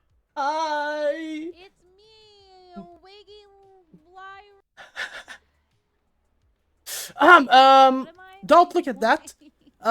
We don't. Wiggy Violet, there's about to be an ad. Wait. Sorry. Wait, we don't look at that. There's an ad. We don't look at what just appeared. We don't look at that. Cool model. Yeah, so I hope you like my model too. There's gonna be so much echo, I think. Is that? Wait, but you got a model, right? So that's just a joke. Yes, it is. Told me Such. you It got is just a joke. Live 2D, right? That's for April Fool's Day. A joke. Anyway, have a fun That seems to be so stream. good. I hope so. I don't get enough sleep Gotta is the thing. Because I go go to bed back. at like 11, Station. 30, and then I wake up at like 5:45. I don't think that's enough sleep, is it? Oh god. Like, let's say it's like 11:30 to 5:30. I know that's a little more. Oh god. So dumb. Oh god, that was special. Thank you, I'm dumb as fuck. I'm glad I saw that. Oh god. Also, what did I say? Like, if I was the developer, I would make the player look at those textures again. How did I anticipate that? We are back in those quarters.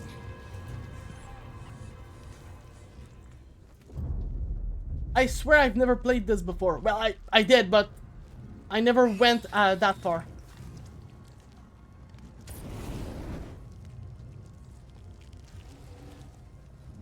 The first time I played was after, well, I stopped after obtaining the first torch.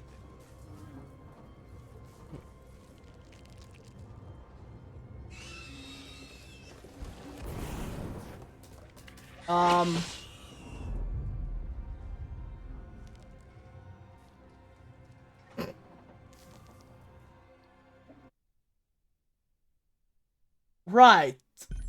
What does one do?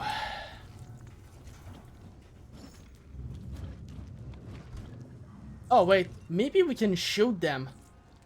I didn't think about this, but yeah, maybe we can shoot them actually.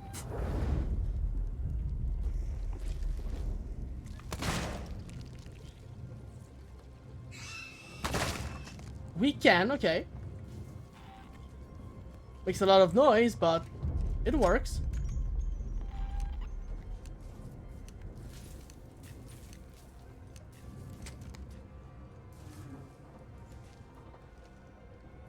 Wait, they give us flare.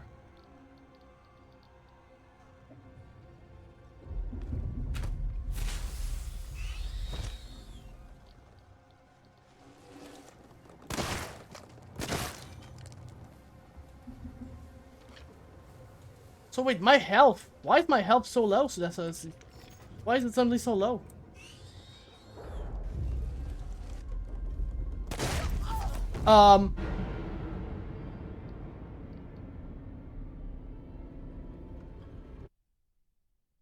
Frick, okay. Yeah. The acid blood. Damn. Well, I guess I don't have a choice. I actually gotta craft a bit of these. Whoops.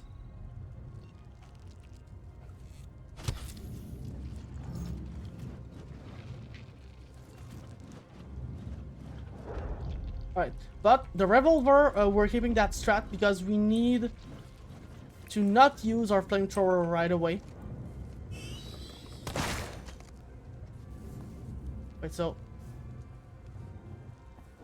Okay, so walking on this doesn't do damage, but it's the, well, it's the splash damage for when they explode. There.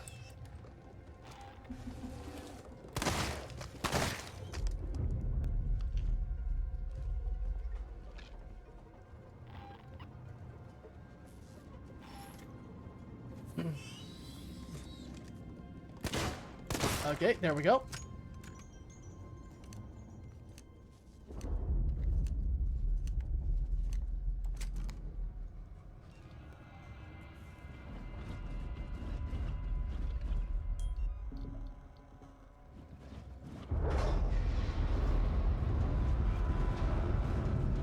They're really not gonna start walking towards me.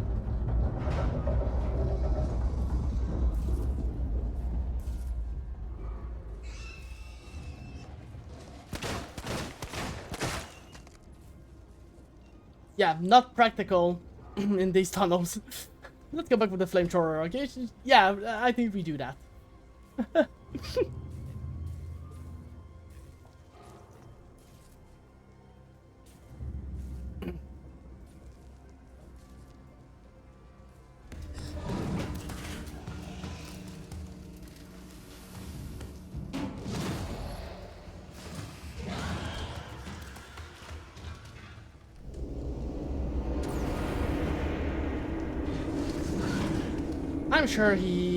I'm sure he didn't just feel that fire, right?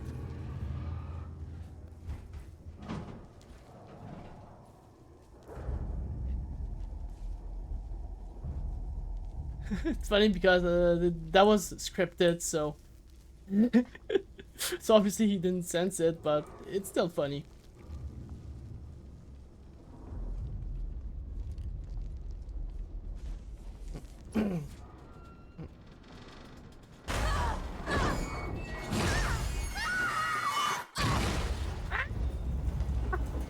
I'm a voice actor.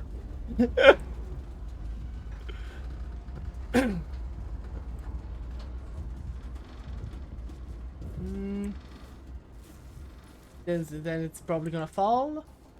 No. Huh.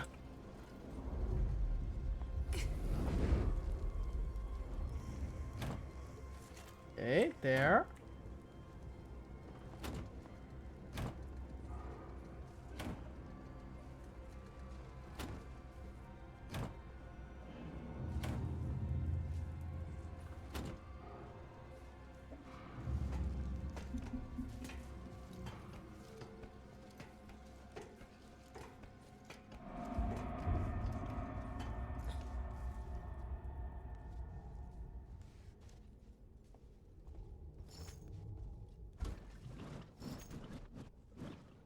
Huh. Oh. I'm gonna use that. Okay, we can make another Molotov. Also, I kinda like this interface. It's really creative. I think that's the only game that I've ever seen something like that with this exact design. So it's really great.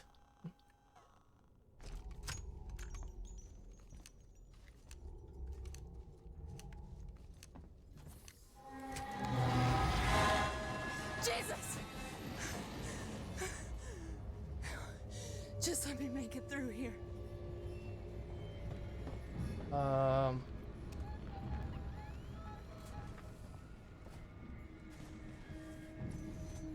I guess okay, I do.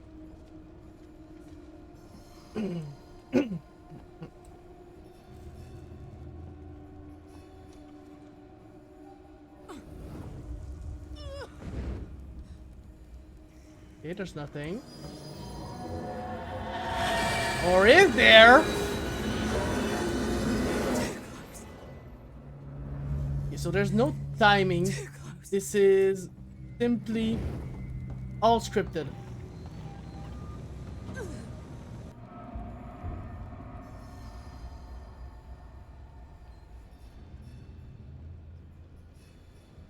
This is also gonna be scripted. We're gonna climb. Yep, there we go.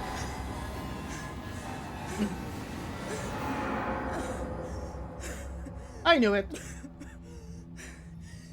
Still a good jump scare. It's just... It's the third time, so we expect it.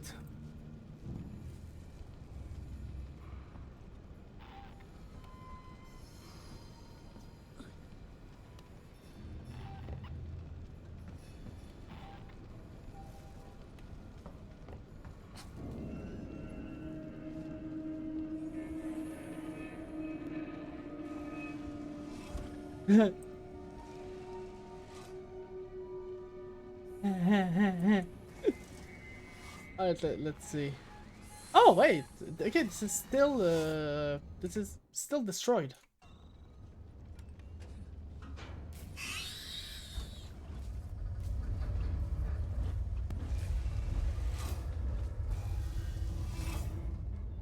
Hmm.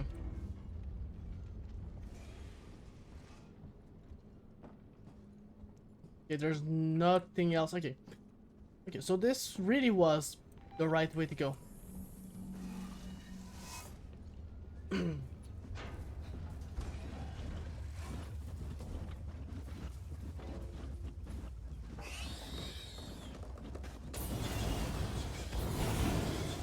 That was a bit too close.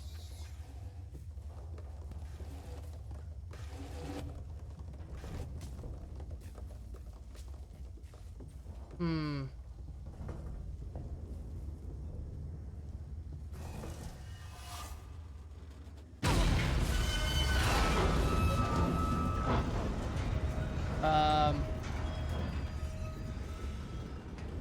Okay.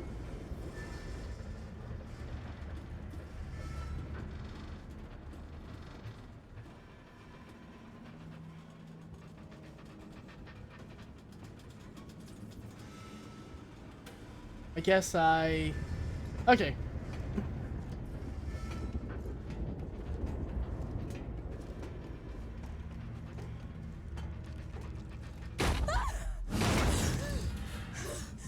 Okay.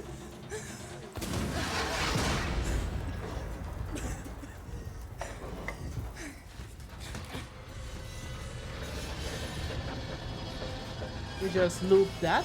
Thank you. We're gonna burn that. Verlaine! Verlaine, are you there? Please tell me! I thought I lost you. We're being dragged down to Sebastopol. The gravitational pull has twisted the ring and we can't get free from the station. What do you need me to do? Get out the airlock and EVA over to the maintenance platform. There are explosive bolts on the emergency release. Hurry! Sebastopol is going fast. Okay. Won't let you down! Okay, so all of that is scripted. Wait, but can't I? No, I guess I can't. Okay. Although it is covered with whatever the xenomorph covered it. So yeah, I don't think I would put it on either. Be honest.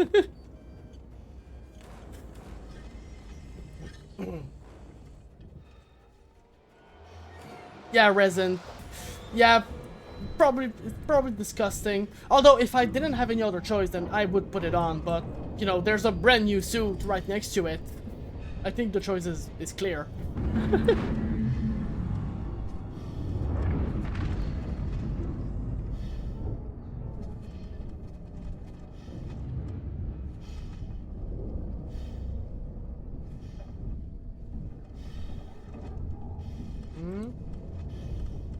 Of course, we can't run in that thing.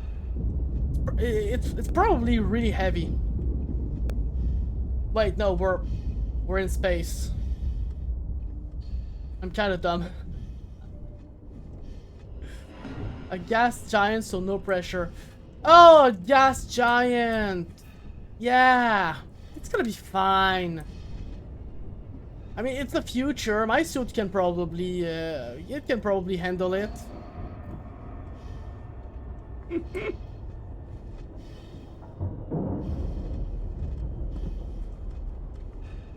Oh.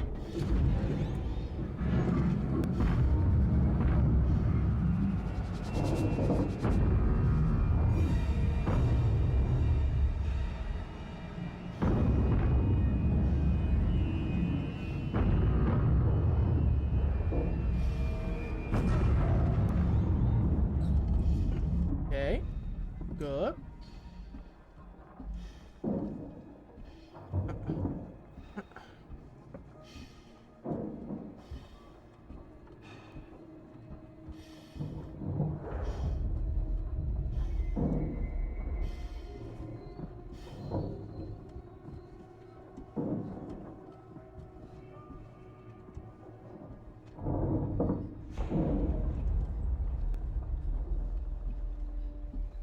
I'm here, Verlaine.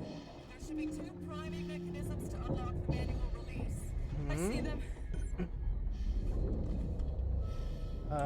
Oh, okay, I have to,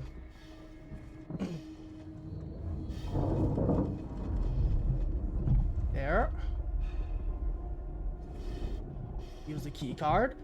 Damn. Could you imagine if we were to drop the key card right here? Like, you just open the thing and you drop the key card. I would be beyond insulted.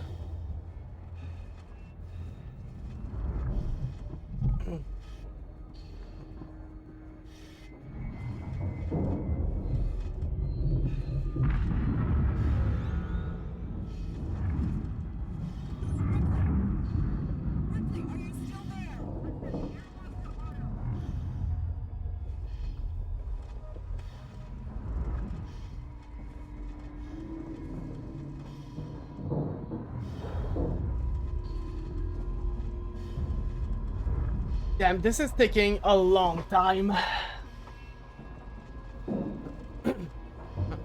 Right. Okay, that's an interesting design choice.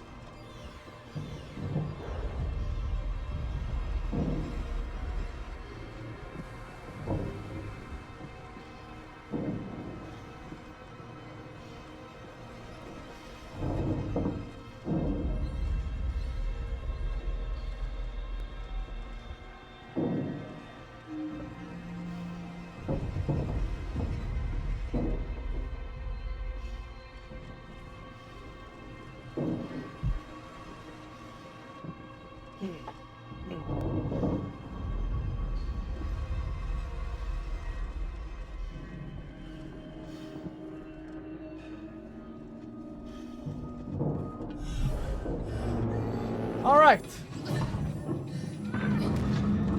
Okay.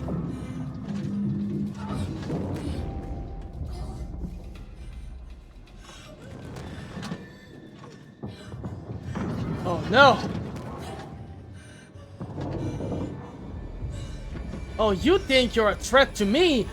No. I am.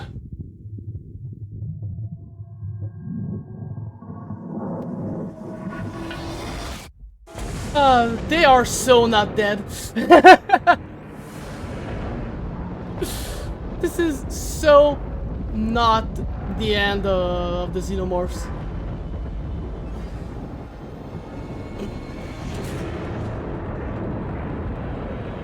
Not of those Xenomorphs, anyway.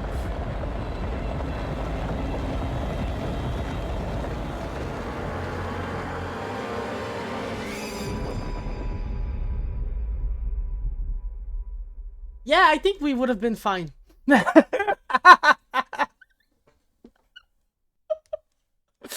I'm sure they're fine.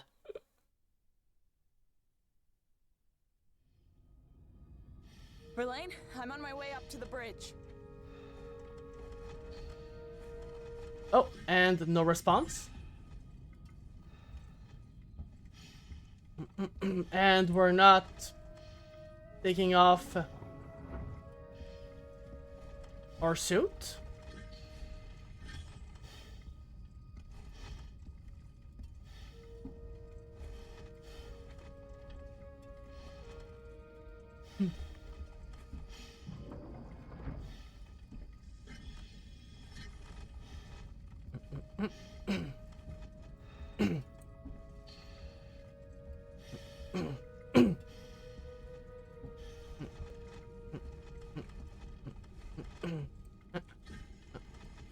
Oh, I can't take it off. I think it's fine either way because I feel safer in that suit. I'm not going the right way. But yeah, I feel a bit safer in that suit. Verlaine?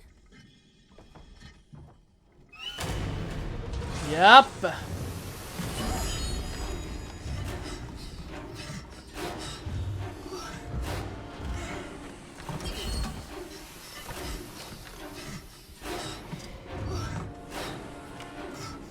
I fucking knew it.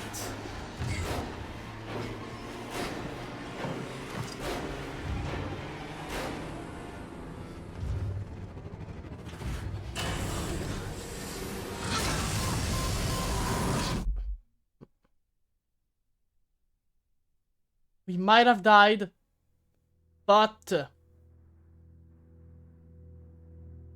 at least... Well, at least no one else will have to go through that. Obviously. That's why they were all gathering there. They figured it out. They were, what you were doing and tried to sneak on. Yeah. Oh! Ripley survived! Maybe! I guess we will see in the second game. My god! Such a good game! This is such a fucking good game. I'm allowing myself to swear here. Fucking good game. The story is great. The ambience is amazing. The lore is insane. Although, most of the lore that I have learned is not from the game itself, but from Zoro in chat. Thank you, Zoro, for most of the exposition that you gave me. The whole universe is so great. It sounds so amazing. I think like the first Alien movie, I think that's the one I'm gonna recommend for when we do the first movie night for my community activities. I think I'm gonna try to recommend watching this, because that's amazing. It's probably gonna be amazing. And all those xenomorphs are currently hibernating in space. Oh yeah, sure, because of course they're gonna survive. They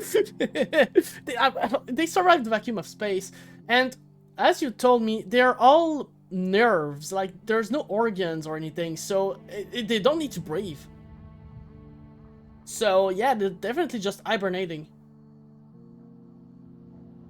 Well, although we were close to a gas giant, so maybe some of them fell in this gas giant, and now, well, they won't survive that. Nothing can survive being burnt alive when entering an atmosphere.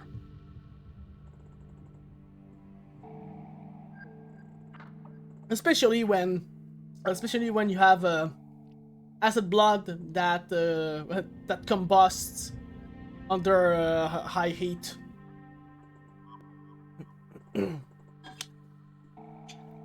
But that's such a specific way to kill the xenomorphs. Like, this is not a reliable way to kill them. Oh.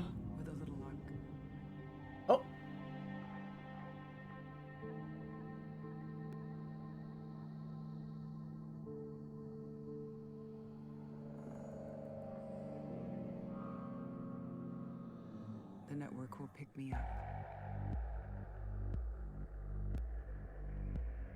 The network will pick me up.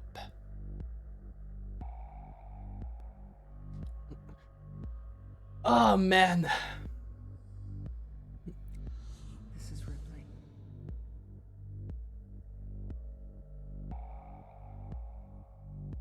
That makes me want to play the second game and watch so much, like so many things from this universe. Signing off.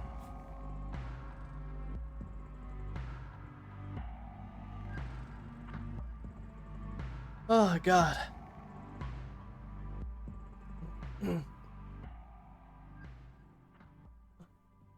Such a great game.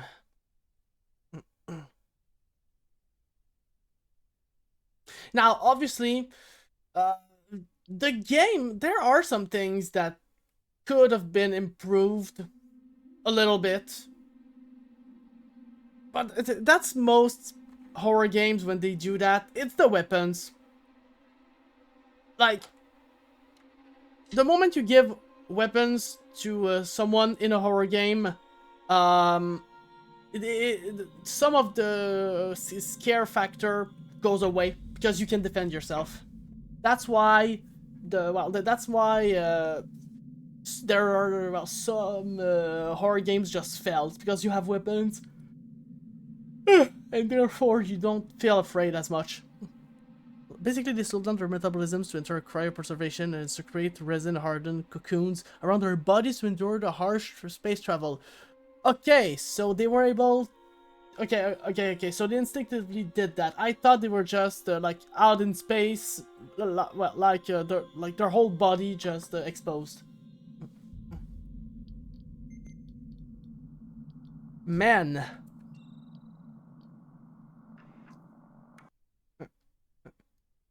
So great.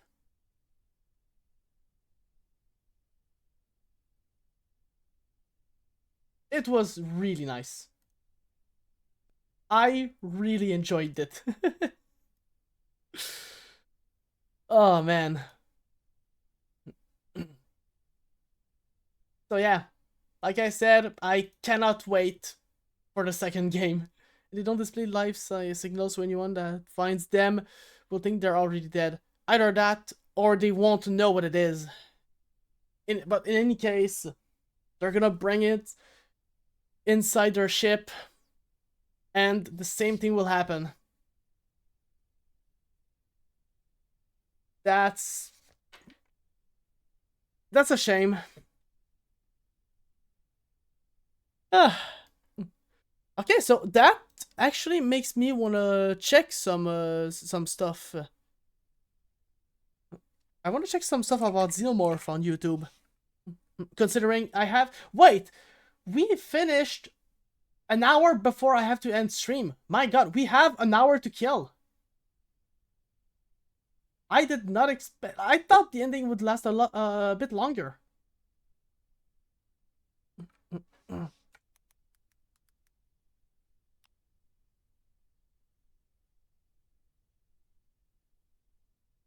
Oh, wait. Oh! Wait, there's a lot of interesting things that I just seen. What if Facehugger attacks Xenomorph? Can a Xenomorph be tamed as a pet? Okay, that one, since it's just nerves and since it's just like just nervous systems, I doubt that can happen. Although just that sounds amazing. Check out this video called Necromorph by Alien Theory.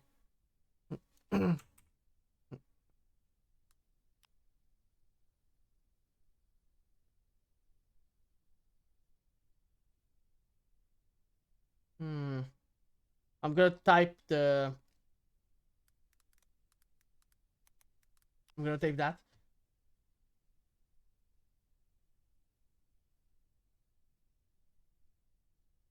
Oh! That thing? Alright. Alien Prototype, the novel by Tim Wagner, introduced a unique type of xenomorph into the Alien Extended Universe mythology. Oh. This was a diseased and infectious form of the alien, which came to be known as the Necromorph. This name was coined by Dr. Gagnon, scientist on the colony of Jericho 3, owned by the Venture Corporation, a rival entity to Weyland-Yutani. Dr. Gagnon observed that the original host of the xenomorph creature suffered from a disease known as cellular necrosis, and apparently passed it on to the newly born alien. Oh. Necrosis, a form of cell injury which results in the premature death of cells in living tissue by autolysis, results in the unregulated digestion of cell components. Severe cases, such as seen with the original host, are irreversible and eventually lead to death. It would seem that in the embryonic implantation process that occurred after the host was attacked by a facehugger, the larval xenomorph inherited its host's cellular affliction. This would follow suit with what we know of how the alien forms inside its host. A xenomorph can take on the traits of its host, as we've seen with numerous variants. If the host's cells were corrupted in some way, then the resulting alien born from it theoretically would also form with such a corruption. True. In the case of the Necromorph, this is indeed true and evident right from its birth, as depicted in the novel. The larva, still protruding from the host's chest, began thrashing back and forth while emitting a shrill wail, as if it was in pain. Barnacle-like pustules and raised black lesions erupted on the larva's body. The larva had adapted to the disease it had inherited. Oh. The creature hadn't healed entirely. The pustules were still there, and the lesions... but it had managed to integrate the necrosis into its own genetic makeup without dying. As Dr. Gagnon Of course continues they his did. observations into the necromorph, the creature continued to live and grow despite his expectations. It appeared on the brink of death but refused to go further. His first impression was a being tough that son of was a bitch. combination of reptile, insect, and machine. It looked almost biomechanical. A quartet of rod-like protrusions jutted from its back. He couldn't begin to guess at their function. And a tail that looked as if it was comprised of segmented bones swung behind it as it walked. The signs of cellular necrosis were clear. Lesions covered the creature's surface, raised irregular patches darker than the rest of its form, along with clumps of swollen, barnacle-like pustules that looked ready to burst at any moment. The necromorph matures to its full form and eventually escapes containment, making its way through the duct system of the colony. Victims begin to mount, some killed in a horrific manner, others left alive but with injuries. Very rapidly, black patches and boils would appear on their skin. The sickness had spread and infected through survivors of encounters with the necromorph. Additionally, the necromorph had the ability to protrude its inner jaw, and from within, a dark vapor could be emitted, infecting its victims without any direct contact at all. Within mere seconds of contact with a cloud of gas, a host would begin to cough violently, with the sores and lesions appearing on their skin almost immediately. The illness would be so intense that a victim would become paralyzed. Oh. These abilities and the creature's behavior utterly fascinated Dr. Gagnon. He notes, the creature had killed, and killing was its purpose. Mm-hmm. It had another purpose too, one that in its own way was as powerful as the need to kill, and equally impossible to deny. This purpose came from the disease that had bonded to the xenomorph on the genetic level, the need to spread its contagion. This is why it had spared some of its victims' lives. It had done so at the urging of the cellular necrosis that was its other half, almost as if they were symbiotes instead of a single Symbiotes, yeah, being. that's the term I was looking for. Its partner That's exactly what I had was given thinking. it certain advantages. The xenomorph carried the disease but was not affected by it. This trait acted like another weapon in the xenomorph's arsenal, as did the pustules that sprayed thick acidic goo. The black patches that were a prime symptom of cellular necrosis had combined with its exoskeleton to strengthen its natural armor, making it extraordinarily resistant to weapons fire. No matter how many victims a xenomorph claimed, its urge to kill was never sated. It was compelled to seek out living creatures to attack and to spread the contagion. Yeah, exactly, spread the contagion. Cellular necrosis was most often fatal, but it normally took several days to get to that point. Ooh. The Perfect symbiosis with a cell-killing disease. Yeah. And here I thought that the xenomorphs couldn't be like even deadlier. But that was a naive way of thinking. They are the xenomorphs. They are gonna adapt at anything. So yeah, that's gonna happen at some point. strain the necromorph carried worked far faster, making the creature even more dangerous than one of its kind usually was. Most would have found the necromorph hideous, but he marveled at its elegantly savage design, and even more so its ability to incorporate a deadly disease into its makeup. To resist the negative effects of that disease, and actually turn it into another weapon in its arsenal. Ever since Darwin, survival of the fittest had been considered the prime factor in successful evolution. Gagnon believed he now gazed upon the fittest creature the galaxy had ever produced. Alien Prototype also reintroduces the long-held theory that a xenomorph, when needed, can morph a victim into an egg to propagate the species. Dr. Gagnon continues to observe the necromorph and discovers that the infection it spreads can actually be controlled in its severity. Oh. This would allow a host to be sick and paralyzed, become host for a facehugger parasite, and remain alive long enough to continue to carry on the necrosis that would result in further necromorph versions of the alien. Damn. From what Gagnon had seen, the necromorph wasn't food-driven. It ate to fuel itself as it killed so it could continue to kill. Feeding was not the goal. The swift extermination of all non-xenomorph life was its mission. Gagnon theorized that as soon as they reached full maturity, they began to procreate. Yeah. Yeah, exactly. At this point, just killing to spread it is the objective. Eating to stay alive is just one mountain that they have to overcome, and it's not even a tall one at that. Controlling virus is insane. It is insane. Like, my God, they are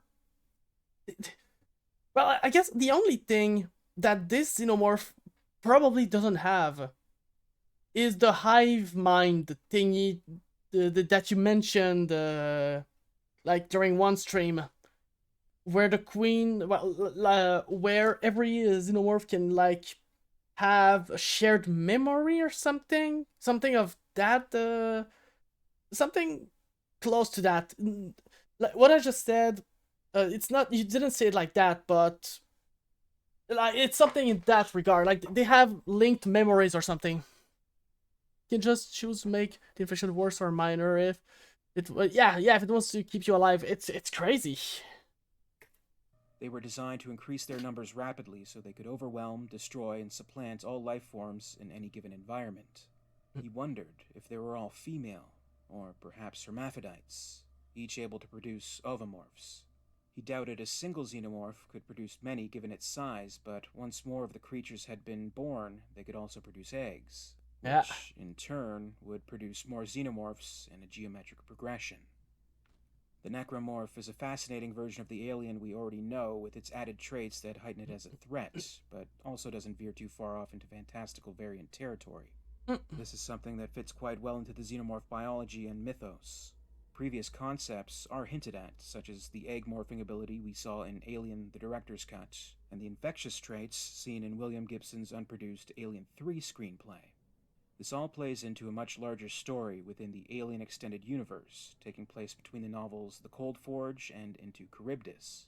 This trio of novels has come to be known as the Symphony of Death trilogy. Oh, that's a cool As name. it stands, the necromorph has only appeared in this one novel, but considering much of what we've seen in other forms of media such as the comics and games and further different types of xenomorphs they've presented, I do actually think this specific type of alien could fit right in.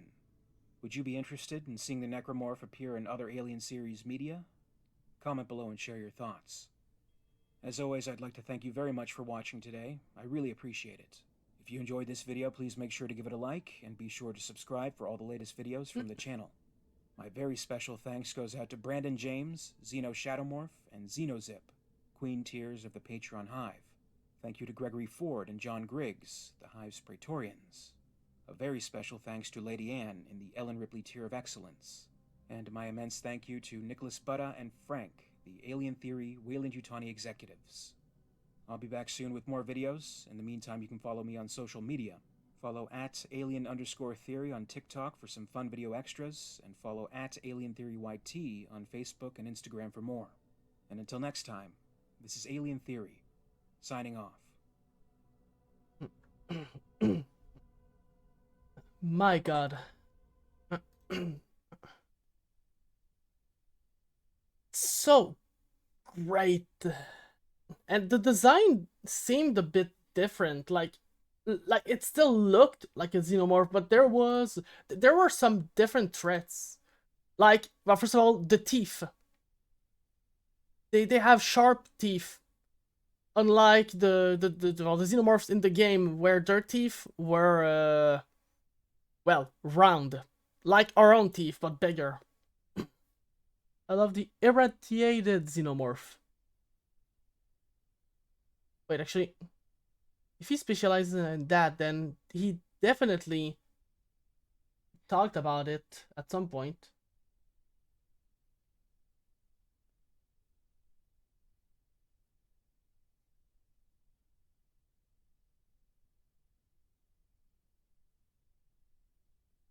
Oh my god, the amount of things that he covers.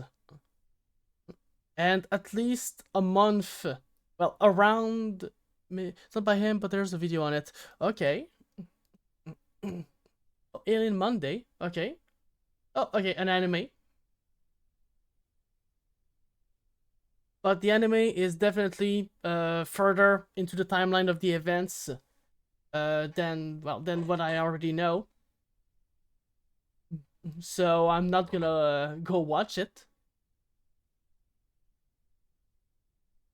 My god.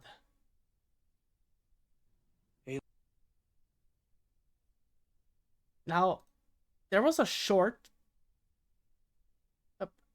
This short. I'm actually curious about that. What if the facehugger attacks a xenomorph? The xenomorph is a highly evolved predator with its own set of defenses. If a facehugger were to attempt to attach itself to a xenomorph, the xenomorph might be able to resist or physically overpower the facehugger, potentially killing it before it can attach. Even in a rare scenario, if a smaller or injured xenomorph is caught off guard, the primary purpose of facehugger is to implant an embryo into a host, typically one biologically similar to humans. Since xenomorphs have vastly different biology, a facehugger would likely fail to implant successfully, leading to its inability to reproduce or its death. What if the facehugger attacks a... Although, facehuggers are... Wait, what's the relation between facehuggers and xenomorphs, actually? Now that I think about it. I guess both were created by the engineers, but...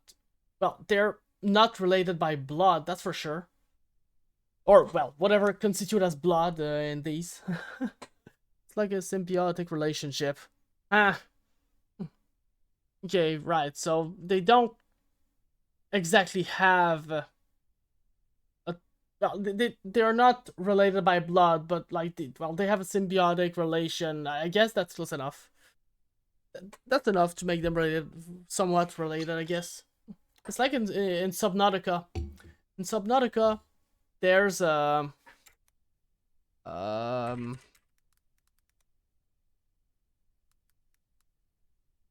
there's those things, like those snakes, those snake things live in symbiotic relationship with the mushrooms. They're not related, but you know, they live together. Okay, now this one, I know what it's gonna be like. It's gonna be a no, but I'm still curious what the guy has to say about it.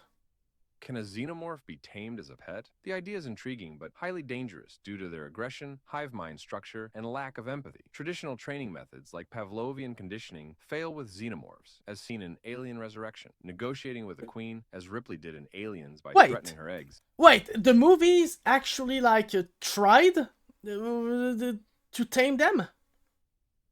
What am I... Of course we tried. Of course human tried. We encounter something, we try to tame. Yeah, it checks out actually. Why am I surprised? Can yield temporary truces, but these are fragile and often end in betrayal. Technological control, such as mind control devices or android xenomorphs like Jerry, provides safer alternatives, though these aren't true taming. Ultimately, controlling a queen offers the best chance for coexistence, but the safest approach remains to avoid them entirely. Can a xenomorph be tamed? Also, we saw a picture of a queen. With a queen, as Ripley...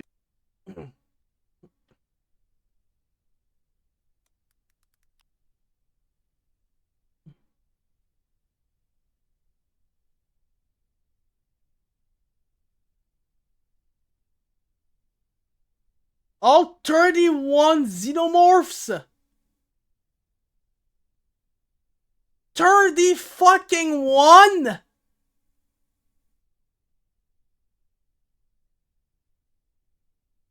Xenomorph Queen versus Predator.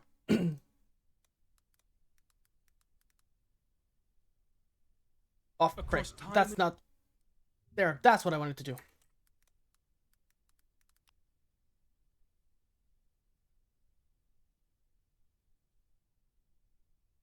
Okay, so it's from the Predator movie thing. Yeah, actually, I can watch it. Also...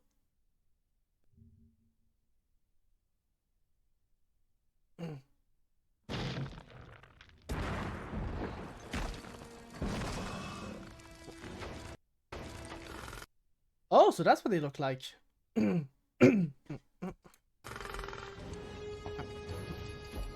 Oh my god, this thing is huge.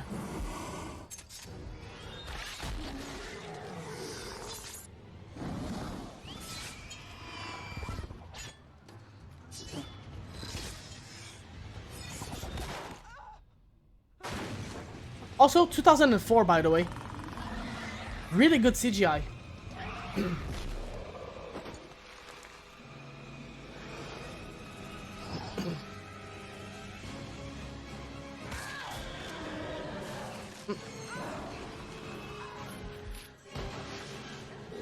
Alright, so, you know, I would say human plus predator versus xenomorph queen, but let's be real, the human and the predator are probably not fighting together here. I think it's mostly the human knows that she's outclassed by the queen, so she tries to keep the predator alive. Just because she knows that the predator is not going to do anything to her. And that the predator is actually her best chance at survival. Which it is. Oh, the acid blood.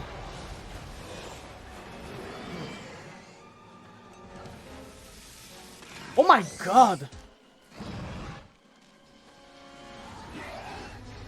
Although, wait, she had to remove the spear. But the spear should have melted. Oh, wait, maybe it's a spear made of her shell thing. Forgot the name, but, well, the exterior. It is, okay, yeah. Makes sense.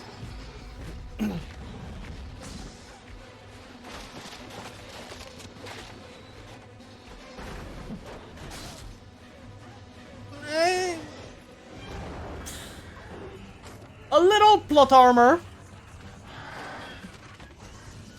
She's too big to be moving that fast.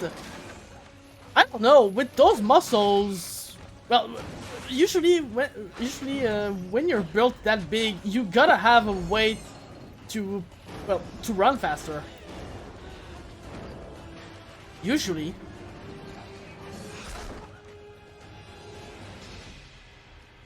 Oh! Wait. Oh, that's cool! Sadly, even if it's a head, there's no brain, so... Yep.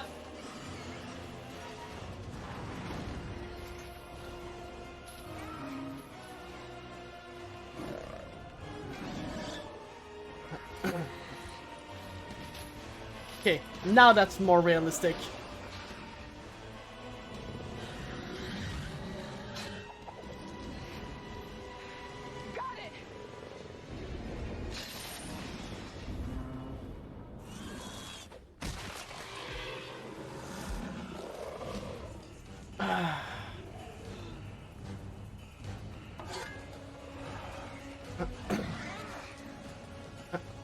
Well, I guess the predator, well, his sacrifice wasn't, he sacrificed himself.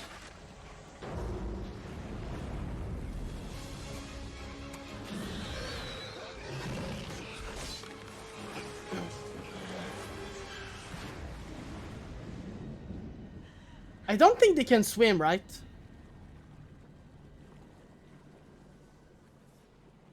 Like, maybe they can, okay. They can, but yeah, she's getting dragged all the way down. Yeah, the weight is dragging her down. Yeah, she is pretty massive. And with, well, with a physiology like that, there's probably no way for her to to swim. We have fat, so we can help ourselves, but they can't. And as it doesn't work well. Yeah, no, it doesn't.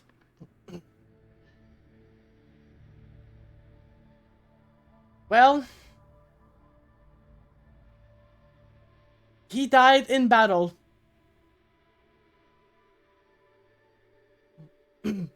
At least it died in a cloak. Wow. Oh, whoa.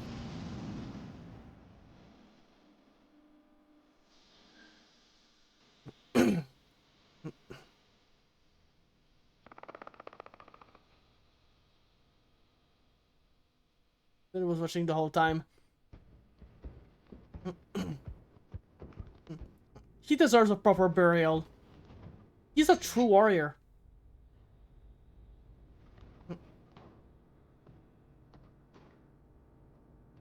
never backed down. Always and he kept charging the queen. Deserves a burial. If he had survived that, he would have went on and become a true predator. But well, he's gonna remain one in our hearts. God, that jump though. Oh, most replayed. Wow, what a coincidence. Am I right? Most replayed. Most replayed scene. It's so great.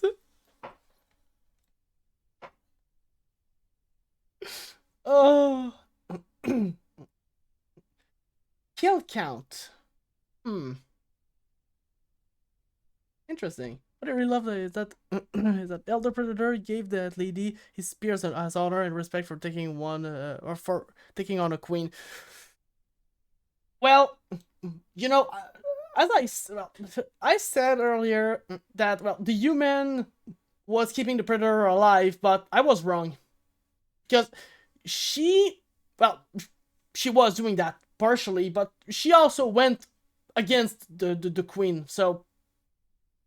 It takes a lot of courage, especially for us to do that. God, knowing what they can do. So crazy.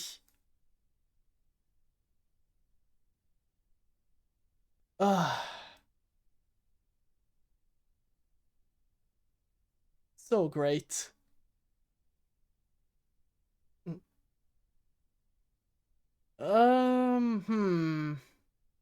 You really respect humans as worthy prey due to their cunning and tactics in social situations. When we want, we have intelligence, like low intelligence compared to a lot of mythical creatures and a lot of things, but intelligence nonetheless. And the moment you have intelligence, you can think outside the box. You can do so many things. But yeah, that was a great fight. Although, let's be real. The chase scene, I feel like I might be wrong, but I feel like the girl in that scene has a bit of plot armor. Like, being stopped by that, then the queen fails, then she rams. Like, there's a bit of plot armor, I think, personally. But it's still great. Alien Queen versus Ultimate Predator. In this format. Wait. What did I just see? Strength to the Predator? No. I don't know them, but with that difference of strength, that difference of mass, the Queen is definitely stronger. There's no way that the Predator is stronger. Like, if we're talking with physical, the Wolf Predator. Okay, I'm gonna look that up. But like, if we're talking about physical strength, then the Predator is not outclassing being that massive. There's no way.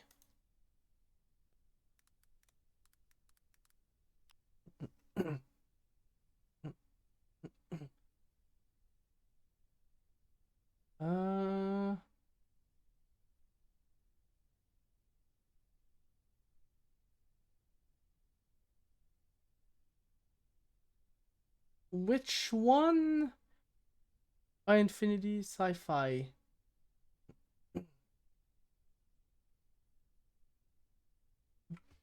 So this one. Got it.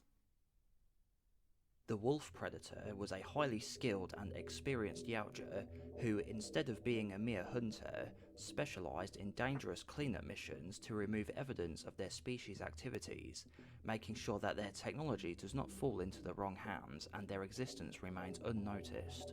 He was an accomplished xenomorph hunter and even had scarring on his face from their acidic blood. He had a lot of scar tissue on the left side of his face, with one of his mandibles melted off and blinded in one eye. He had the common yellowy beige skin seen on the mainstream Yautja, but also had a more ornate structure of spikes around the top of his head and extra tusks and teeth, an indication that he was fairly advanced in age, but not as old as an elder. As his hair was still black, he had the appearance of a middle-aged Yautja. Wolf had more of a slender, wiry build to him, opposed to the predators featured in the first AVP film, and stood at 7 feet and 8 inches tall. He was very fast. 7 feet and 8 inches. My god. Mobile and strong, allowing him to overpower multiple xenomorph warriors at the same time. Actually, wait. I gotta get a reference. Crap.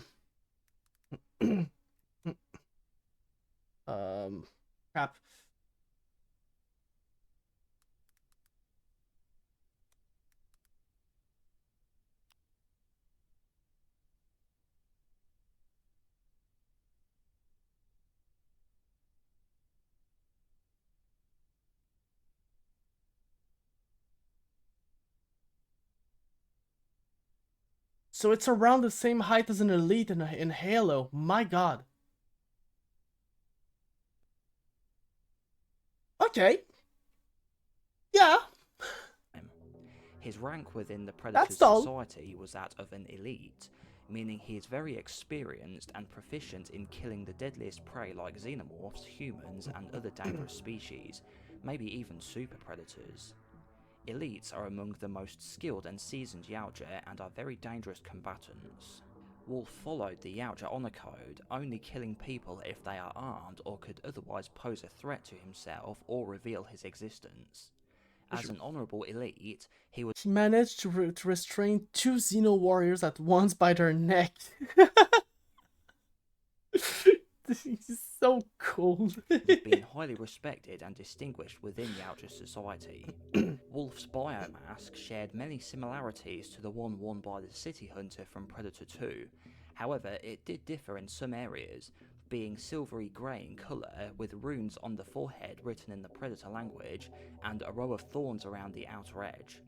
He had matching coloured armour, which was less bulky than that seen on others, allowing him greater manoeuvrability at the cost of less protection, a trade-off that his fighting expertise would easily compensate for. Yeah. Inside his lair, he was seen to possess a large collection of trophies from many different species, numerous biomasks, and a throne overlooking a valley on Yautja Prime.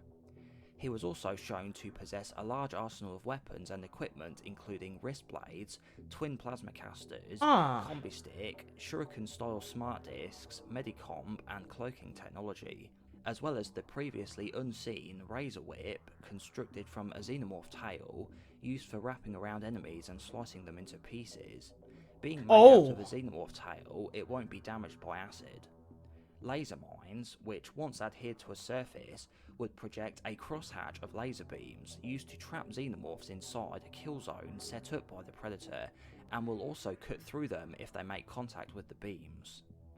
Power Punch Glove, also called the Steel Wrist Shield, an extension of the wrist gauntlet forming brass knuckles, enabling the user enough force to smash holes through his concrete, prep time is insane. creating passages.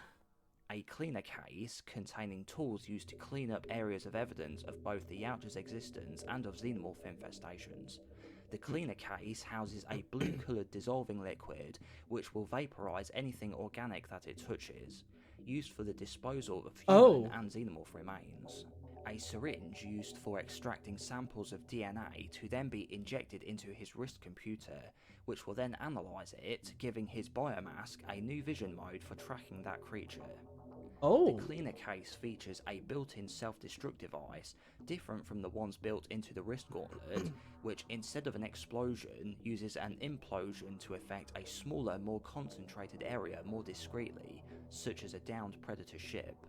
Aside from his standard equipment, the Wolf Predator also crafted a custom-built plasma pistol by combining parts of his twin shoulder-mounted plasma casters when they became damaged. This weapon functioned as a handheld plasma caster, manually aimed and fired like a pistol. When the Predator mothership left Earth, a Predalien chestburster emerged from the Scar Predator's body and made its way onto a scout ship, which then separated from the main vessel. Once it had molted and grew to its adult size, the Predalien began killing the predators on board. One such Yautja, by the name of Bone Grill, cried out and alerted his clanmate, another predator named Bull, who, upon seeing the Predalien on his ship, panicked and opened fire on it, but missed and caused a hull breach, causing the vessel to crash onto the Earth, with the ship coming to rest in the town of Gunnison, Colorado in the US. This predator survived the impact and saw a number of facehuggers escaping from their storage tubes. Oh. The injured bull predator activated a distress signal beacon just before being finished off by the Predalien.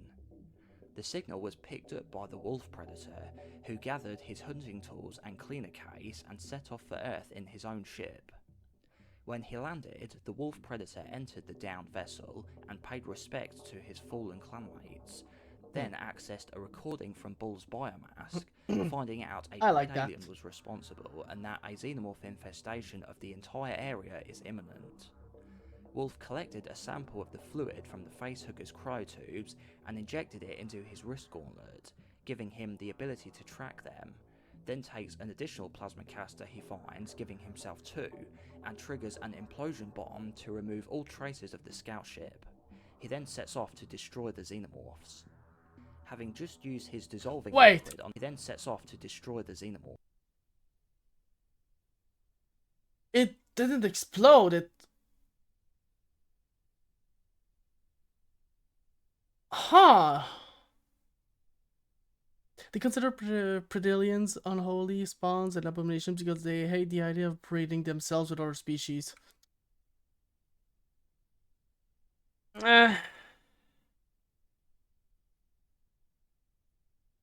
I guess. But although, I guess, if you breed with a xenomorph, first of all, I don't think you can do that, unless if it's a xenomorph that plants something in you. And second of all, like, it wouldn't just be unholy or something. That would make it automatically an enemy. Considered an insult to their own skills and honor as warriors. I guess that makes sense, actually. Having just used his dissolving liquid on a couple of human bodies which were hosts to xenomorphs, Wolf is spotted by a police deputy, but kills him before he can get away and reveal his presence. He then flays and hangs him from a tree to warn off other humans. Tracking the facehuggers to a sewer, Wolf deployed several laser mines dividing the tunnels into sections. A bit sad that he killed the human, but tried to explain to the human what's happening. Yeah, no chance. Better just kill him. Predalien has the strength of both Xenomorph and Predator combined, which would make it so good, but again, maybe a bit dangerous, because anything that is combined with a xenomorph, it will automatically become an enemy, right? Because the xenomorph at some point will connect to the hive mind, and it will become an enemy. There's no other way. Where he could deal with the xenomorphs individually without being overwhelmed. After taking care of a few aliens, Wolf gets... Oh, that's the scene! Okay. attacked from behind by the Predalien and knocked off... Okay. They can act as queens if the hive doesn't have one. Oh, they can... Okay. Okay, and also... After taking care of a few aliens... I just... Yep, that's the scene that you were talking about. God, Wolf gets it is attacked from cool. behind by the Predalien and knocked off his feet, with a stray plasma blast opening up a hole for the xenomorphs to escape out from. Wolf uses his Power Punch glove to open up a passage to the streets above and pursues them. The Predator tracks one of the xenomorphs to the town's power station, where he is attacked by an alien and lands on a piece of metal, injuring him. In frustration, he fires many plasma caster shots but misses, damaging the station, cutting power to the entire town. Later, at the swimming pool of a local school, he dispatches another xenomorph and disposes of it alongside a human it had killed. Healing himself, Wolf sees a human with a weapon and blows his head off. He sees another two and warns them not to pick up the weapon. At a gun shop, Wolf kills some more aliens and 2 humans with his dual plasma casters, as well as indirectly killing another by shooting a xenomorph and its acid blood dripping onto his face. After this encounter, Wolf's plasma casters had become damaged and he integrated them both together to make a handheld plasma pistol. He then Wait, what? damaged and after this encounter, Wolf's plasma casters had become damaged and he integrated them both together to make a handheld plasma pistol. He then proceeds to the Oh wow, so both of them were damaged, so he fused the both of them and it worked again. This is Batman. No, he's better than Batman at that point. Like, his tech is so much more advanced. Like, he took, like, he's a Minecraft character. He picked 2 pickaxes that were damaged. He fused them together and it repaired. What? So, first of all, so cool. Second of all, oh my god, that's scary. hospital where the Pred alien had begun the process of building a hive. There he kills even more xenomorphs and another human with one of his smart discs accidentally. In retaliation, Ricky, one of the other humans, shoots at him, and he then gets attacked by another alien, knocking him down an elevator shaft and makes him lose his plasma pistol. On the roof of the hospital, as the surviving humans are taking off in the hospital's helicopter, Wolf punches a hole in the roof with his Power Punch glove and emerges, taking care of the last xenomorph warriors and prepares to battle the Pred alien. The two monsters fight, but the Pred alien proves to be a formidable opponent, and Wolf's weapons are practically useless against the abomination. And with his biomask damaged, Wolf discards his equipment to fight the Pred alien barehanded. Wolf fights bravely, but the Pred alien is too powerful, but as it tries to headbutt him, he dodges and grabs its inner jaw, ripping it out, then rams his wrist blades through the Pred alien's head. Immediately after, however, it impales Wolf with its tail, and both combatants sustain fatal wounds. At that point, a fighter jet sent by the military drops a nuclear warhead on the town, wiping out all traces of the incident, including the surviving humans, the xenomorphs, and the Wolf Predator. At the end of the movie, we see that Wolf's plasma pistol has been recovered and given to Miss Yutani to be studied and reverse engineered. Oh no. The Wolf Predator is one of my absolute favourite predators out of all the movies, and I like how he is an elite in contrast to the previous film where they were young bloods. One of my favourite things about him is how he has lots of new and different weapons and equipment too, such as him having 2 plasma casters. He was a really badass predator, and a lot of people say he was the saving grace of AVPR, myself included. His name Wolf is in reference to the movie Pulp Fiction, named after a character who is also a cleaner and cleans up crime scenes of evidence. I remember before AVPR came out, and I was really excited for it. I used to look on the website of the movie and on Google trying to find out any info for it I could, and I also remember watching some leaked footage of the throne scene, and it had the music from Predator 1 as a placeholder, which was weird, but I imagine that was for until the actual score was finished. And I also remember watching the gun store scene online too. One part I've seen a lot of discussion over was how he killed that policeman who saw him and was running away. People say that was a bit out of character for a predator to do that, and I kinda agree, but at the same time he was there to do a job and make sure no one found out about his species or the xenomorphs. And then why would he skin him and hang him up if he's trying to not arouse suspicion? I think that was possibly either just bad writing, or they just wanted to get the skinning bodies reference in there and didn't really care. Yeah, about logic. maybe. and it probably just wasn't meant to be analysed so closely. One detail which was removed was supposed to be in the part where Wolf goes into the crashed scout ship. There was going to be skinned predator bodies hanging up as if the pred aliens skinned them like a predator would. I'm glad they cut this though, as I think that doesn't really make sense, as the xenomorphs only take physical traits but not behavioural ones, like you don't see regular xenomorphs acting like humans. True. Something else as well, Wait, you what? don't see regular xenomorphs acting like humans. What the fuck?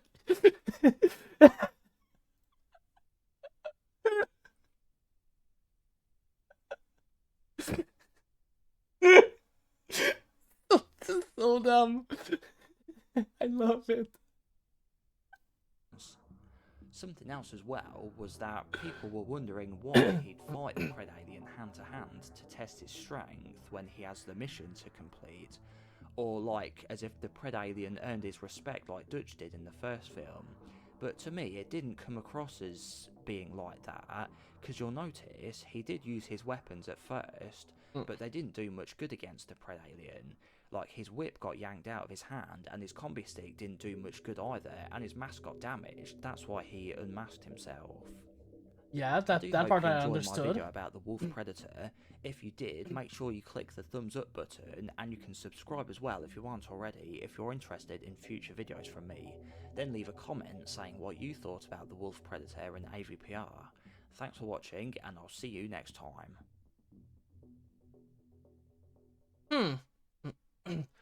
The one thing the Predators do inherit from predators is their instinct to rip out a prey's spine, but it doesn't actually know why it does it. Interesting. God, this whole universe, the lore, it's so great.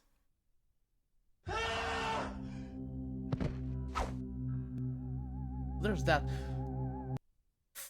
The facehugger is 4 feet. My God.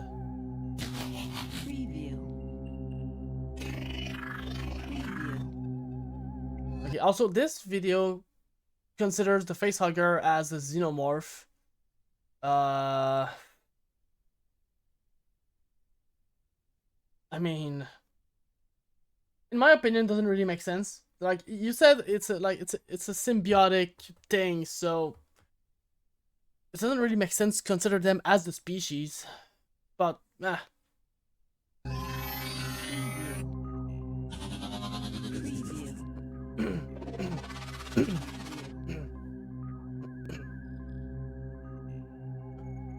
okay, so that's how it starts off. Wait! That's the thing inside a xenomorph's mouth, right? So the thing grows around that. Is that how it works? That's a baby one. Right, but adult xenomorphs have like something that comes out of their mouth, and it looks like a second mouth. And it kind of looks like that, maybe. Still have it at that size. Okay, okay. Wait, oh, okay. Wait. They have the second mouth at that size, so that thing has a second mouth too.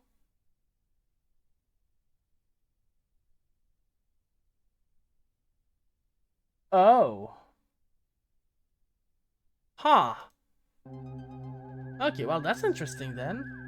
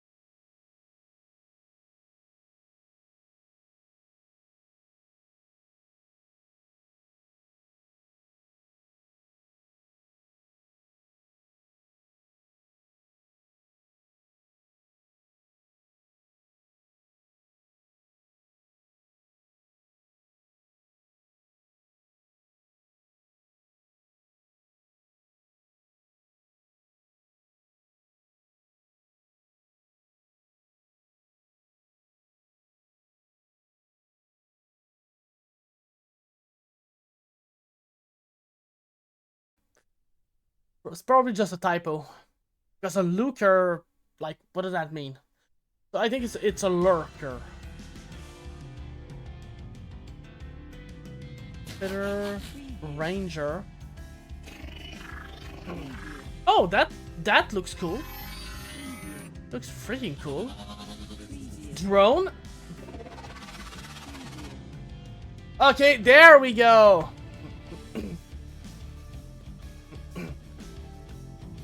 Oh wait, it looks a lot like what we have in the game, but that tail does wait, the newborn?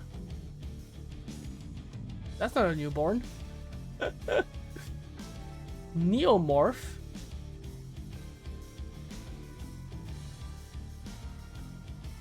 Warrior, AVP evolution. Wait, their tail is... Huh. The cross-contaminated hybrid. Okay, okay. Colonial Marines. Xeno AI. Okay, so another machine created Xenomorph.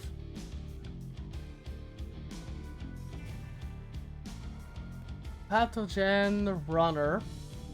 Oh my god. That looks like another infection. Predalien.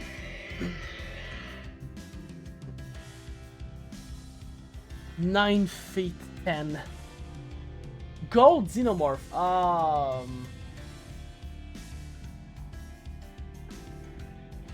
That's probably an Easter egg and not an actual thing, right? The Praetorian. Oh wow, that okay, that looks cool. Raven. Oh, Raven looks sick as well. Praetorians are the Queen's Royal Guards. Oh. Xeno Praetorian.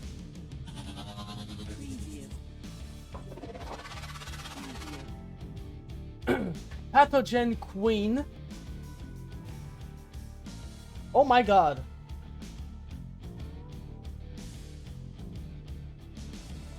Wait, she looks like she has a Mega Man arm. Queen 1986. 15 feet. Egg sack. Okay, so Queen the game.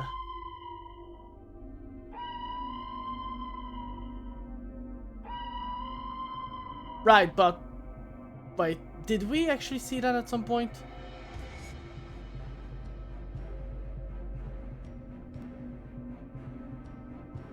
Titan.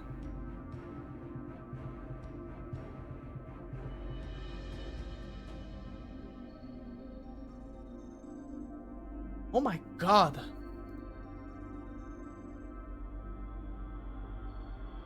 There. Oh. What is a Titan though?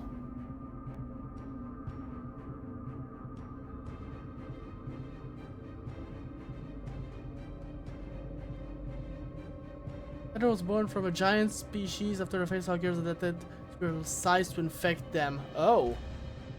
Also, gold Xenomorph, that's definitely like an Easter egg from a game or a movie, right? Like that thing doesn't actually exist in like it's not lore, it's not canon, right? It's an Easter egg. Okay, yeah. Because it's something purely gold, there's no way. On that note, the Xenomorph that we have in the Alien Isolation game, that's... it has to be this one.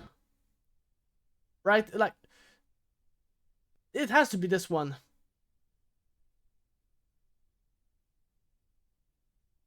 Although, wait.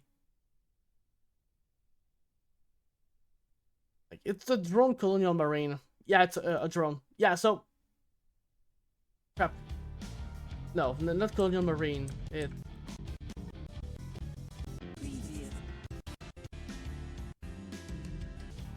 God, where did I see it?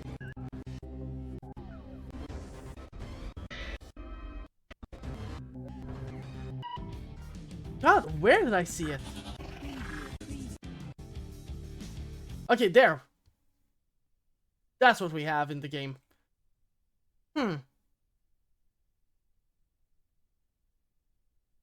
Such a good model. My God. But yeah, that's something.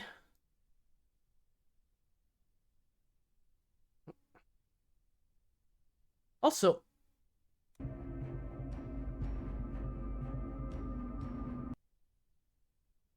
the Queen has... She has like 2 things here. Although, okay, so they say that this is the Queen from the game. They probably mean like the fire team thing. Like, there's a Steam game, Alien Fire Team. Something Fire, I think it must be from that game. Although, is the Fire Team thing a good game? I'm gonna go check the reviews.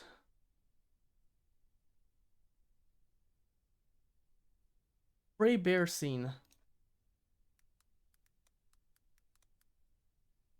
Oop.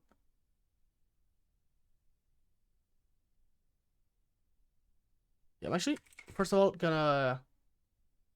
It's Fireteam Elite.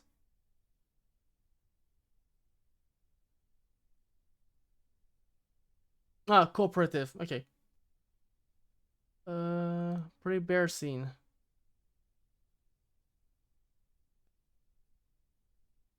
Huh.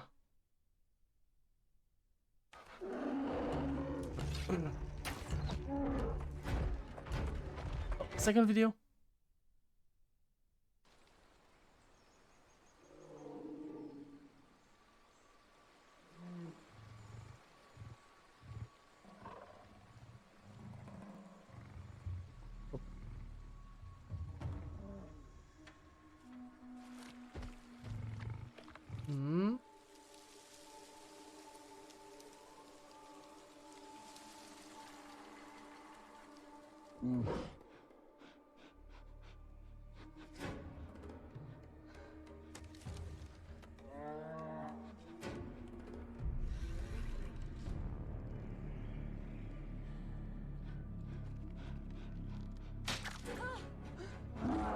Crap.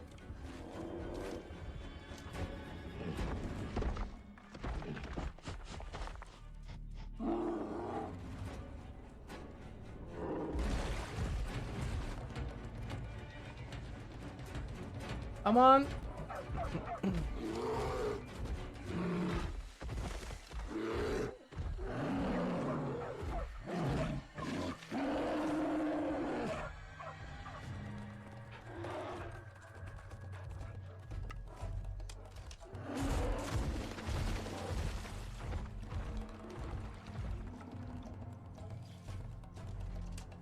Alright, now go save your dog.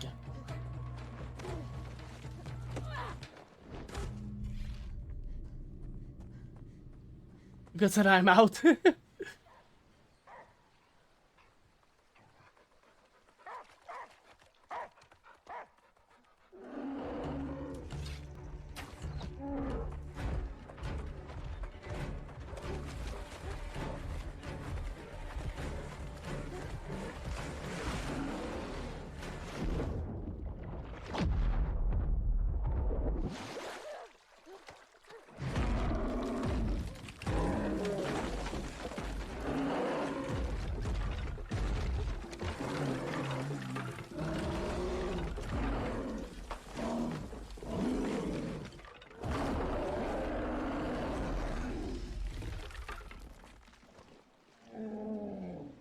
Oh.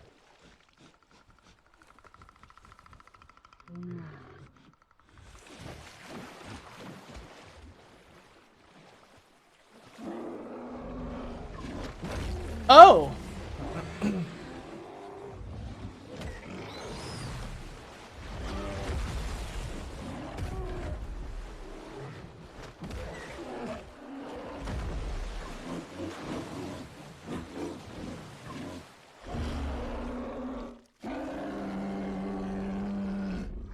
Did the bear just win? No.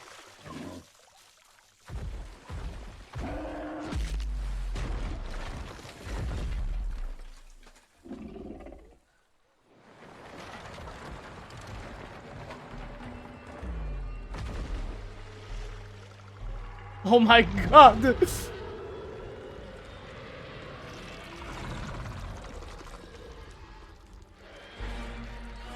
Oh, he's taking one hit. Really impressive. Now, yeah, Predator's gonna...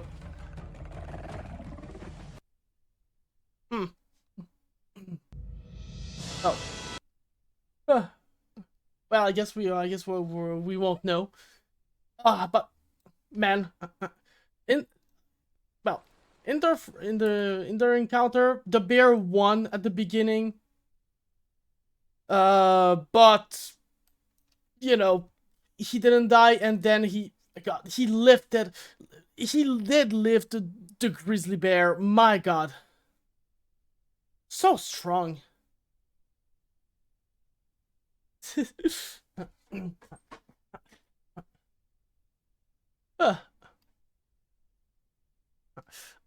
But well, like the bear was winning at the beginning there, probably because the predator didn't expect the bear to have a good sense of smell. Although, no, is it maybe actually. Do predators know bears? Probably not their first... It's probably not their first time on Earth, right?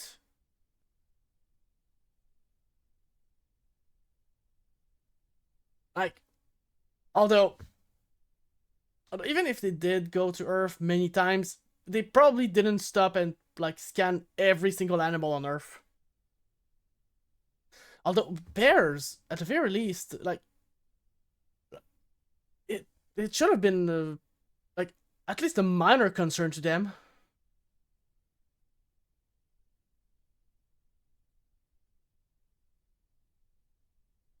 As soon as it's first time hunting on Earth. Okay. Got it.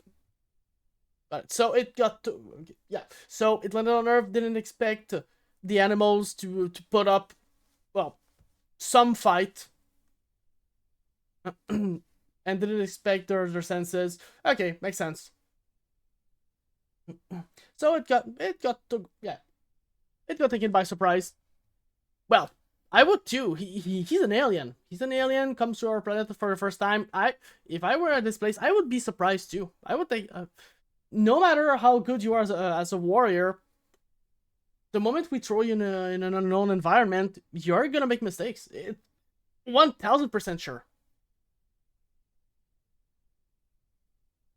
God, but still, so great. I gotta watch the Predator movies. I hope they're on Netflix or something. They probably are, though. Like, they're old movies, so they gotta be on Netflix. Oh, God. Well, that was a really good stream. I've had a lot of fun. The Alien universe is so great. It's so expensive. The lore is well established. And because the universe has existed for quite some time, there's a lot of stuff to gorge yourself onto. My god. It's like Star Wars a bit.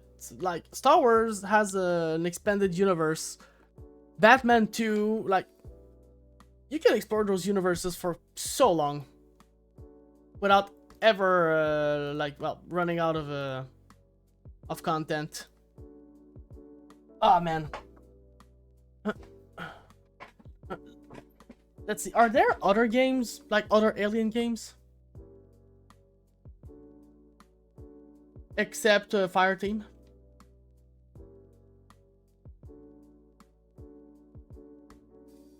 There's Stranded, Alien Drowned, but that's not from the same thing. Wait, there's a game called Alien. Oh, no, it's a DLC for Mortal Kombat. I do recommend the 2010 AVP game.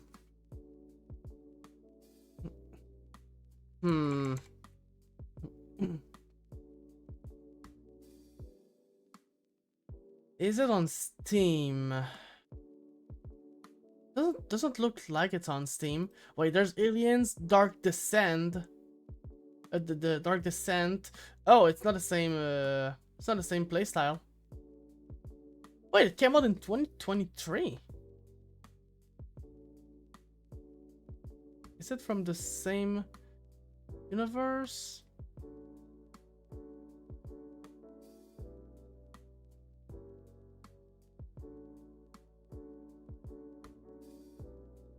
Okay, so Alien Dark Descent is from the same universe. That's good.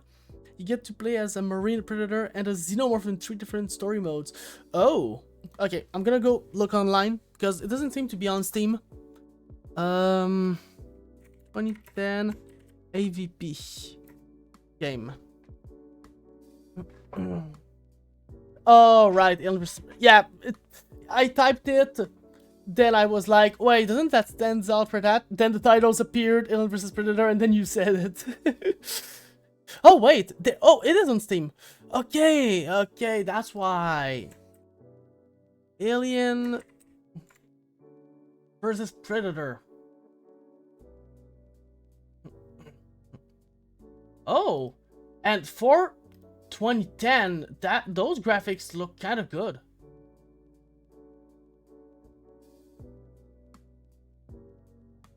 Reviews are very positive.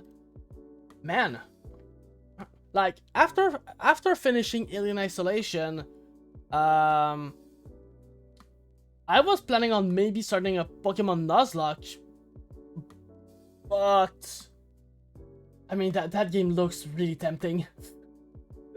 That looks really tempting, I'm not gonna lie.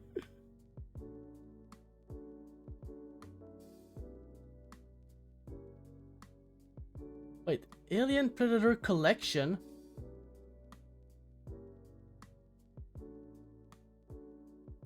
Wait, what are the DLCs?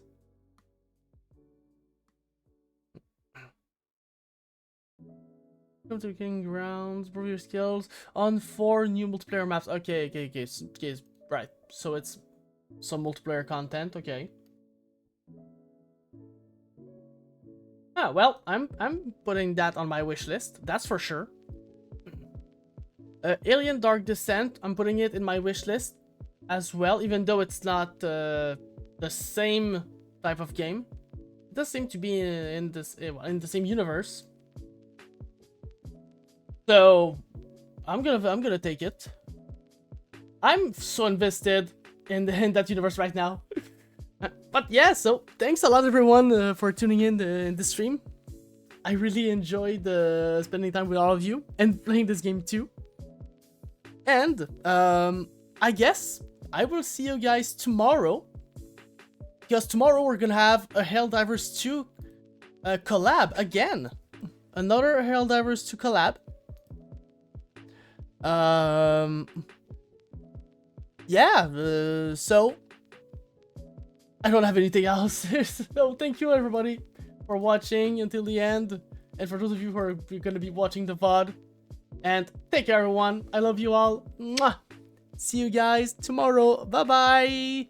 Wait, actually before that, happy April Fool's Day.